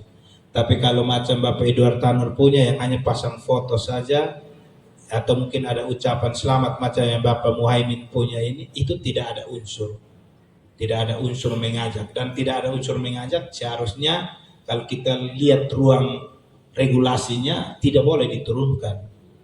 Ya, mungkin saja pertimbangan estetika iya, tetapi sampai hari ini pemerintah daerah belum mengeluarkan informasi penentuan zona memasang APK, maka ruang itu sebenarnya masih ada. Karena kita jujur kita harus sampaikan bahwa kita melihat celah hukumnya. Nah, celah hukumnya adalah kalau unsurnya adalah mengajak diturunkan, tapi kalau tidak unsur tidak mengajak tidak diturunkan. Saya malah tadi malam kaget di Wainali kalau bendera PKB yang ada di depan Ibu Sri itu Ibu Sri yang turunkan atau Bawaslu yang turunkan. Oh ya, baik. Sebenarnya bendera tidak apa-apa karena di bendera itu tidak ada unsur. Wah, ini gunanya saya datang hari ini. Saya bisa dengar banyak hal. Saya mulai dari terakhir ya. Memang mitigasi penting. Itu tahun 2019 itu kami masuk tinggal 2 bulan langsung tahapan puncak. Kalau ini kali kami akan berhenti di 3 Februari lagi 10 hari coblos. Jadi kalau kami berhenti di situ dan orang baru, hari ini saya dengar semua ini banyak hal. Ada ruang sebetulnya untuk penataan pengelolaan TPS. Oke lah, itu adalah bagian dari proses kita. Terima kasih, banyak hal sudah disampaikan dan saya mencatatnya dan saya coba untuk kita sama-sama lihat. Yang pertama dari Pak Roy soal rekening dana kampanye. Sejauh ini persiapan kita adalah pengajuan rekomendasi kepada KPU untuk pembukaan rekening dana kampanye. Memang di dalam format yang kami keluarkan itu nama rekeningnya itu selalu disertakan nama partai politik pada tiap bank, sehingga mereka nanti mengeluarkan pencetakan di buku rekening itu sesuai yang kami rekomendasikan. Ketentuannya seperti itu. Tapi tentunya lebih detail sejauh ini sudah dari 17 partai politik tinggal 4 yang belum. Saya tidak ingat betul ini bagian admin yang 4 partai itu mana-mana. Yang terakhir saya ingat dari Partai Golkar yang sudah ajukan itu. Nah, nanti hari Selasa perlu hadir karena ini nanti penjelasan lebih detail tentang dana kampanye. Kita akan bicara banyak ini dan kami langsung mempersiapkan rekomendasi bagi partai yang belum atau ada perubahan, kita langsung hari itu selesaikan supaya teman-teman jangan dikejar lagi. Kami sekarang jam terbang tinggi, apalagi saya urusan logistik jenderal besarnya ada di saya, jadi tahapan sekarang logistik. Teman-teman kampanye dan Bawaslu kami sibuk dengan logistik dan dipimpin langsung oleh ketua, sehingga ini panggilan terlalu banyak dan urusan logistik. Jadi itu untuk rekening dana kampanye. Kemudian pertanyaan bagus soal mekanisme penentuan kursi. Yang baik Bapak Ibu sebetulnya tidak jauh berbeda dengan 2019. Kita masih pakai formula yang sama. Jadi silakan berjuang di setiap dapil mengumpulkan suara sebanyak-banyaknya. Nanti kita tracking urutan 1 sampai 8. Urutan 1 misalnya partai PKB dia koleksi 7.000, 8.000 dia peluang 2 kursi. Tidak 1 misalnya. Kenapa? Karena bagi pertama dulu suara sahnya bagi pertama itu nanti dengan bilangan pembagi akan ditentukan setelah dapatkan suara sah. Dan di situ akan kita temukan berarti bagi ini kalau seandainya kursi satunya dia dengan 4.000, 4,5 lah. Dan dia kalau 7 sampai 8 bisa kursi terakhir dapat lagi PKB. Itu sebetulnya. Jadi kebutuhan partai adalah teman-teman kejar suara sebanyak-banyaknya. Itu peluang 1-2 itu pasti. Tapi kalau bermainnya cuma 4 sampai 5.000 pasti peluang cuma 1 kursi, karena kursi yang lain pasti partai lain yang akan ambil. Jadi pola baginya seperti itu. Dia masih dengan sama. Dan ketika kursi sudah dapat, tinggal kita cek di partai itu, PKB dapat di dapil 1. Nah, nomor urut 1-nya siapa? Itu tidak bisa digantikan, ditukar, yang tertukar itu perolehan oleh KPU. Tidak bisa mau nego, mau merobok, tidak bisa. Jelas yang selisih 1 pun dia itu yang akan dilantik. Kecuali Suwangi dia bisa mati kalau orang tertentu. Itu saja kan. Tetap, karena itu memang haknya dia, karena urutan utama, karena ada kursi di partai. Ya mari berjuanglah dengan Karena ada partai juga di 2019 sampai 2 kursi. Koleksinya itu sampai 8.000 suara. Jadi formulanya sama. Nanti kan dia hitung 1, 3 angka ganjil bagi-baginya itu sehingga nanti terakhir kursi terakhir itu bisa kita dapatkan. Nanti dululah koleksi, nanti kalau kita bagi itu gampang, semua formulanya mudah sekali. Misalnya ini contoh ya 2019, dapil 1 itu cuma 3.450 dapat kursi dia. Sehingga Pak Ketua duduk itu karena total PKB itu 3.450 saja, dapil 1. Dapil 2, 3, 9, 9. Ya, dapil 3 yang beruntung cuma 27, 94. Dapil 3 ya, tapi kita dapat kursi kan. Nah, itu tadi. Meskipun yang penting kursi lah. Ke ujungnya kan kursi nih kupi itu kan 40 jadi.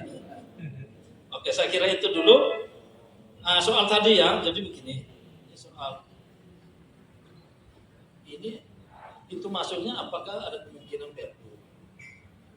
Rancangan Perpunya yang dengar-dengar sih kita dengar saja sudah ada dimajukan ke September. Hitungannya sebetulnya DPR RI Senayan bukan DPR Kabupaten yang kami dengar.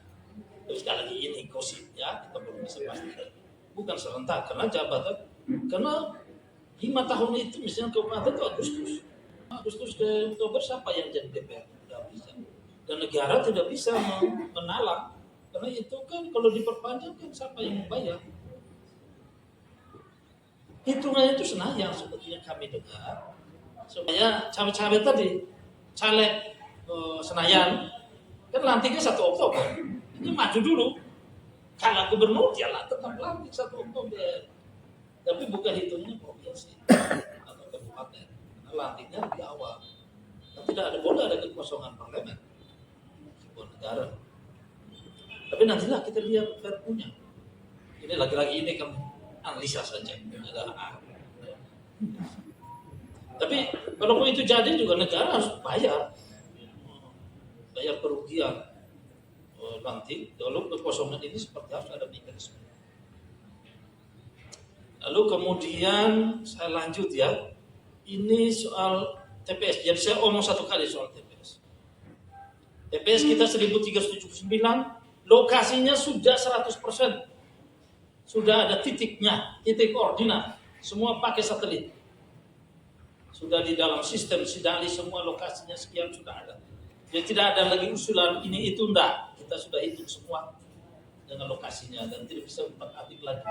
Karena itu di Sidali semua terpantau secara terpusat.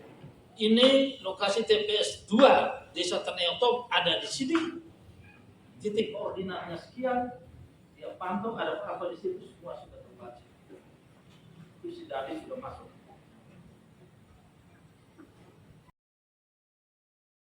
Pengawas kita tutup tahan besok kita mulai jam berapa lagi?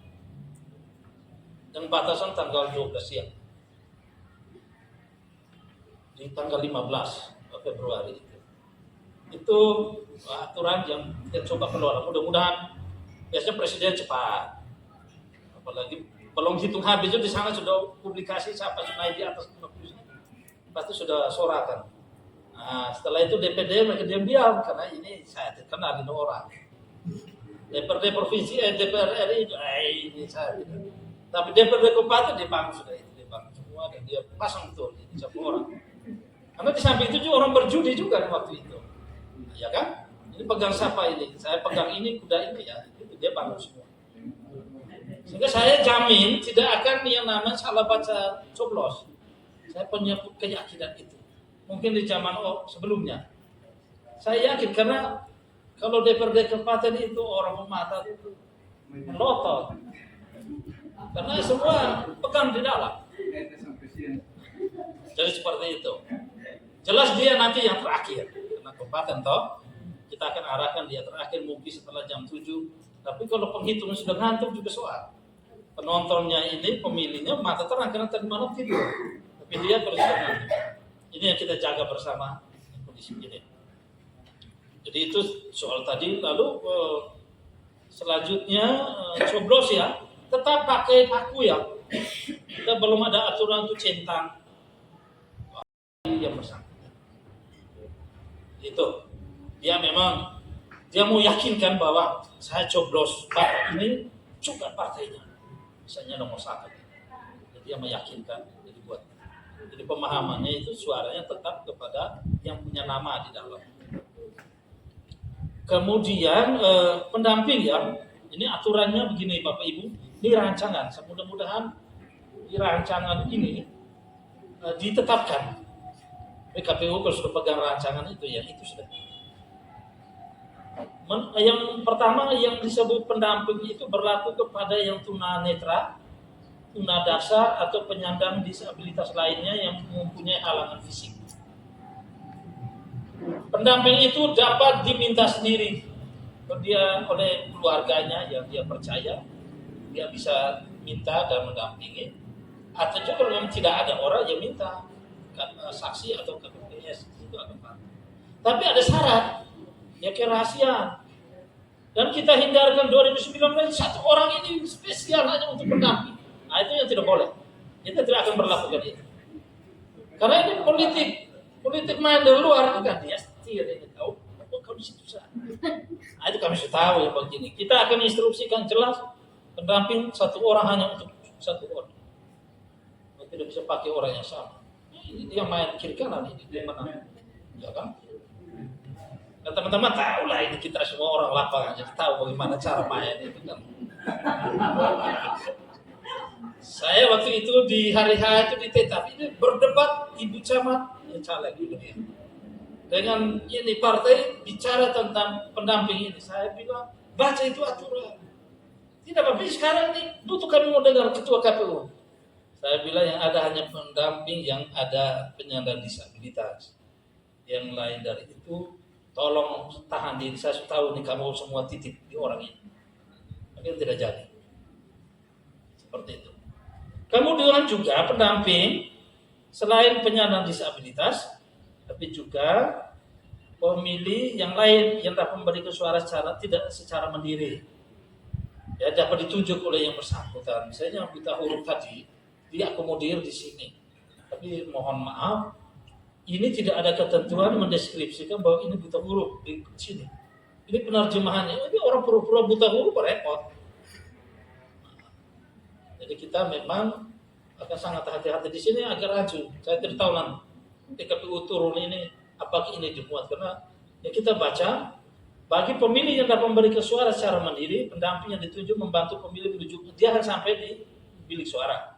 Yang tidak memberikan suara secara mandiri, pendamping yang ditunjuk membantu mencoblos suara-suara sesuai kehendak pemilih.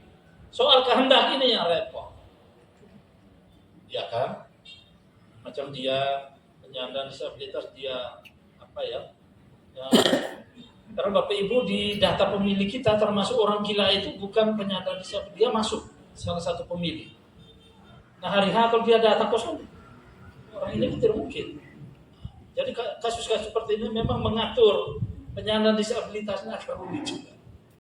Karena Pak Kasum bilang, Pak tinggal saja KPU Bawaslu meminta kita bantu supaya dorong masyarakatnya ke TPS, kita siap Pak. Nah ini juga hati-hati. Arahan-arahan begini tiba-tiba yang pergi dorongnya ini juga ada bisik-bisik sepanjang jalan kan bisa saja soal jadi pada waktu itu. Ya, itu yang kita hati-hati di urusan ini. Jadi itu untuk pencoblosan dan sebagainya yang tadi tanyakan. Kira itu ya penjelasan saya menyangkut TPS sudah dikelola, semua titik koordinat clear. Yang berhak sosialisasi, bukan kampanye. Sekarang belum tahapan kampanye. Yang berhak sosialisasi pasca 14 Desember dan 30 Desember 2022 itu adalah partai politik. Bendera partai, logo partai kan sudah ditetapkan sah menjadi peserta pemilu. Itu hanya partai politik. Kemudian baru Mei sampai dengan 3 November itu baru pencalonan. Sebetulnya orang belum bisa gantung diri. Belum jelas juga kan. Siapa dia ditetapkan atau belum.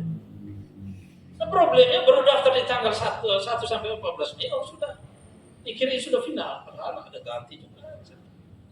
Dan itu yang mengherankan, ini melanggar tertiban. Kalau partai sosialisasi silakan, tapi perorangan sebenarnya salah.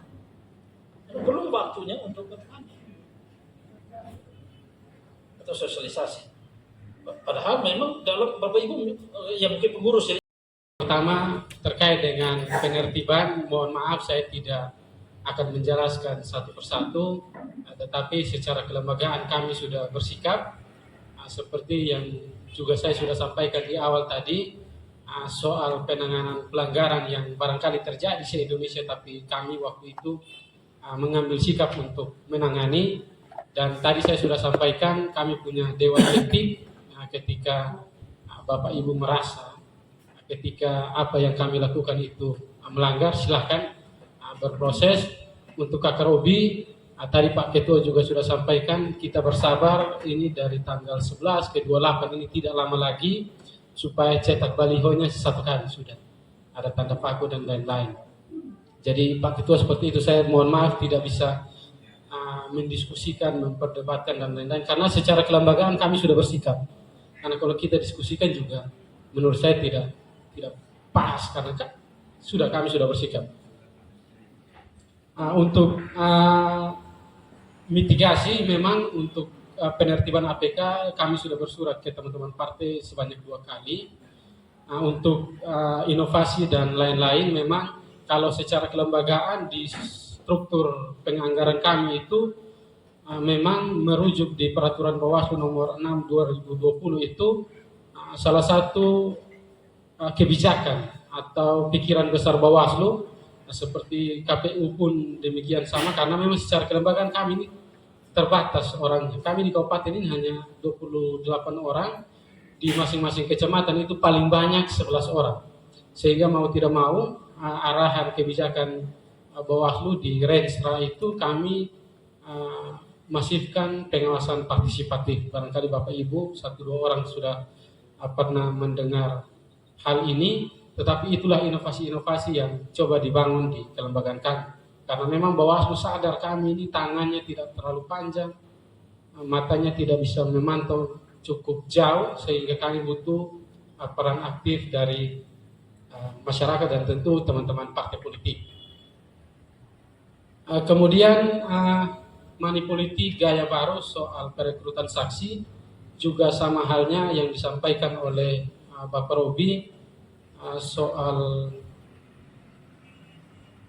tidak ada pengawasan kalau ada keluarga dan lain-lain, kalau keluarga yang melakukan kampanye dan lain-lain. Saya secara pribadi biasa menyampaikan ke teman-teman jajaran ad hoc kami bahwa kita biasakan untuk tidak membuang isu, tapi melaporkan dengan data. Betul yang tadi disampaikan oleh salah satu penanya bahwa memang kalau laporan di Bawaslu itu salah satu item di formulir laporan kami itu ada bukti, yang namanya bukti, dan nanti ada uraian singkat dari pelapor. Kemudian terkait dengan informasi awal, seperti hari ini, itu di peraturan Bawaslu nomor 7 kami itu diatur soal informasi awal, soal adanya dugaan pelanggaran itu harus juga ke kantor kami. Ke kantor kami karena ada formulir-formulir yang diisi, karena dalil hukum itu siapa yang melaporkan dia harus bisa juga membuktikan. Kemudian ya untuk Bapak Thomas, mohon maaf Bapak Lopo, soal masyarakat yang tidak mau memilih, memang di dalam Undang-Undang 7 ini jumlah pasalnya cukup banyak, tetapi sepanjang yang saya pernah baca itu memang tidak pernah diatur soal sanksi untuk masyarakat. Yang pernah saya baca itu di ketentuan pasal 98 Undang-Undang 7 itu, seseorang, majikan atau atasan yang tidak memberikan kesempatan kepada seorang pekerja atau karyawan untuk memberikan suaranya pada hari pemungutan suara, kecuali dengan alasan bahwa pekerjaan tersebut tidak bisa ditinggalkan, dipidana dengan kurungan paling lama 1 tahun dan denda paling banyak 12 juta. Jadi sepanjang yang saya pernah baca ini, jadi kalau sanksi untuk pemilih yang bersangkutan itu, mohon maaf saya juga belum baca ini, tapi sepanjang yang saya baca belum saya pernah dapat seperti itu. Kemudian ya soal Okomama, memang ini sekali lagi proses penyelenggaraan pemilu tidak serta-merta meniadakan proses atau adat budaya dan lain-lain yang sudah terbangun bahkan sejak sebelum pemilu ini dikenal. Tapi sekali lagi sebagai lembaga Bawaslu dalam proses pencegahan kami perlu menyampaikan bahwa proses adat itu ada, tetapi Bapak Ibu ini saat ini sudah ditetapkan sebagai calon legislatif sehingga harus dijaga. Saya tidak bisa apakah itu memenuhi unsur atau tidak, karena ketika barang itu terjadi, ada laporan masuk, tentu kami akan melakukan kajian dengan teman-teman kepolisian dan kejaksaan soal keterpenuhan unsur. Tetapi kalau kita melihat di keputusan KPU nomor 1622, saya coba buka supaya saya baca saja. Keputusan 1622 ini terkait dengan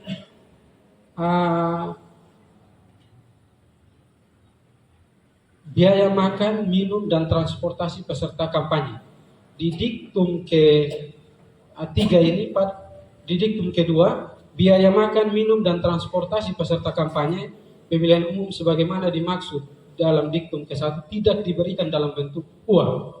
Jadi ini juga menjadi perhatian untuk Bapak Ibu soal keputusan KPU ini, dan tentu semua barang atau pengeluaran dan lain-lain yang Bapak Ibu keluarkan tentu melalui pintu partai politik semua akan tercatat di laporan dana kampanye, sehingga kita berhati-hati soal ini. Sekali lagi, ketika ada laporan masuk, mau tidak mau kami secara kelembagaan akan melakukan proses penanganan pelanggaran, karena itu sudah menjadi etis yang melekat di pribadi kami. Jadi tidak bisa lagi kami menahan-nahan. Kemudian pertemuan terbatas itu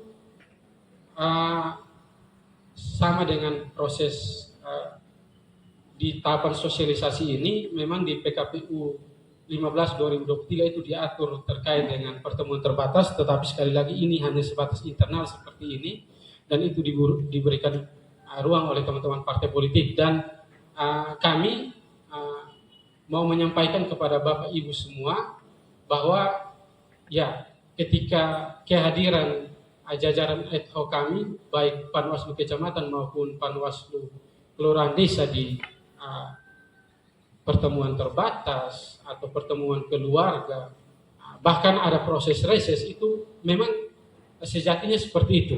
Karena kami hanya ingin memastikan bahwa proses reses misalnya itu berjalan tanpa ada unsur kampanye.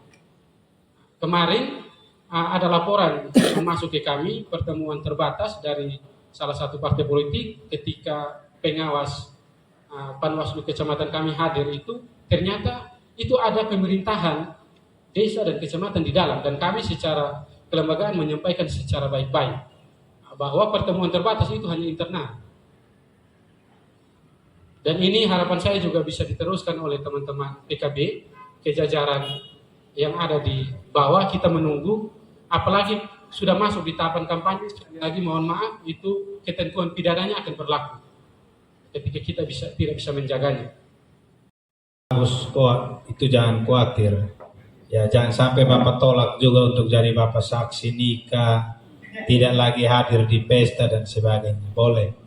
Mau beraktivitas di gereja, kegiatan sosial kemasyarakatan tidak dilarang. Tetapi ya, tidak harus membawa ada unsur kampanye. Ya, pergi di mana bawa sambutan bilang ingat tanggal 24 coblos saya dan seterusnya. Itu sambutan-sambutan yang tidak harus dilakukan. Ya, sedangkan yang dari Bapak Eben, ya tentunya nanti ada dari surat dari ya Kemenpan RB, tetapi juga supaya menghindari perdebatan, biar di Bapak Eben tidak taruh baliho, tidak taruh bendera, juga orang sudah tahu lah di situ. Sehingga kita dari partai juga tidak harus paksakan bahwa di Bapak Eben harus pasang baliho atau pasang bendera. Kita menghindari ya polemik atau menghindari isu-isu yang bikin kita pusing untuk klarifikasi, sedangkan kita mengabaikan sosialisasi. Jadi yang begitu-begitu kita lihat celahnya. Bapak Eben tidak perlu gantung bendera, tidak perlu pasang baliho karena istri PNS, dan ini untuk semua. Ya, sehingga jangan menciptakan polemik dan membuat kita habis waktu hanya klarifikasi. Banyak hal yang mungkin saja tidak berkenan melalui ungkapan-ungkapan yang kami sampaikan. Dan nanti kita minta maaf, kami undang untuk setelah ini kita makan habis Bapak 2 orang, Bapak 3 orang jangan pulang dulu karena ada satu momen khusus untuk nanti kita lakukan baru kita bisa bubar. Untuk itu sekali lagi kita ucapkan terima kasih, kita berikan aplaus untuk 2 orang semua.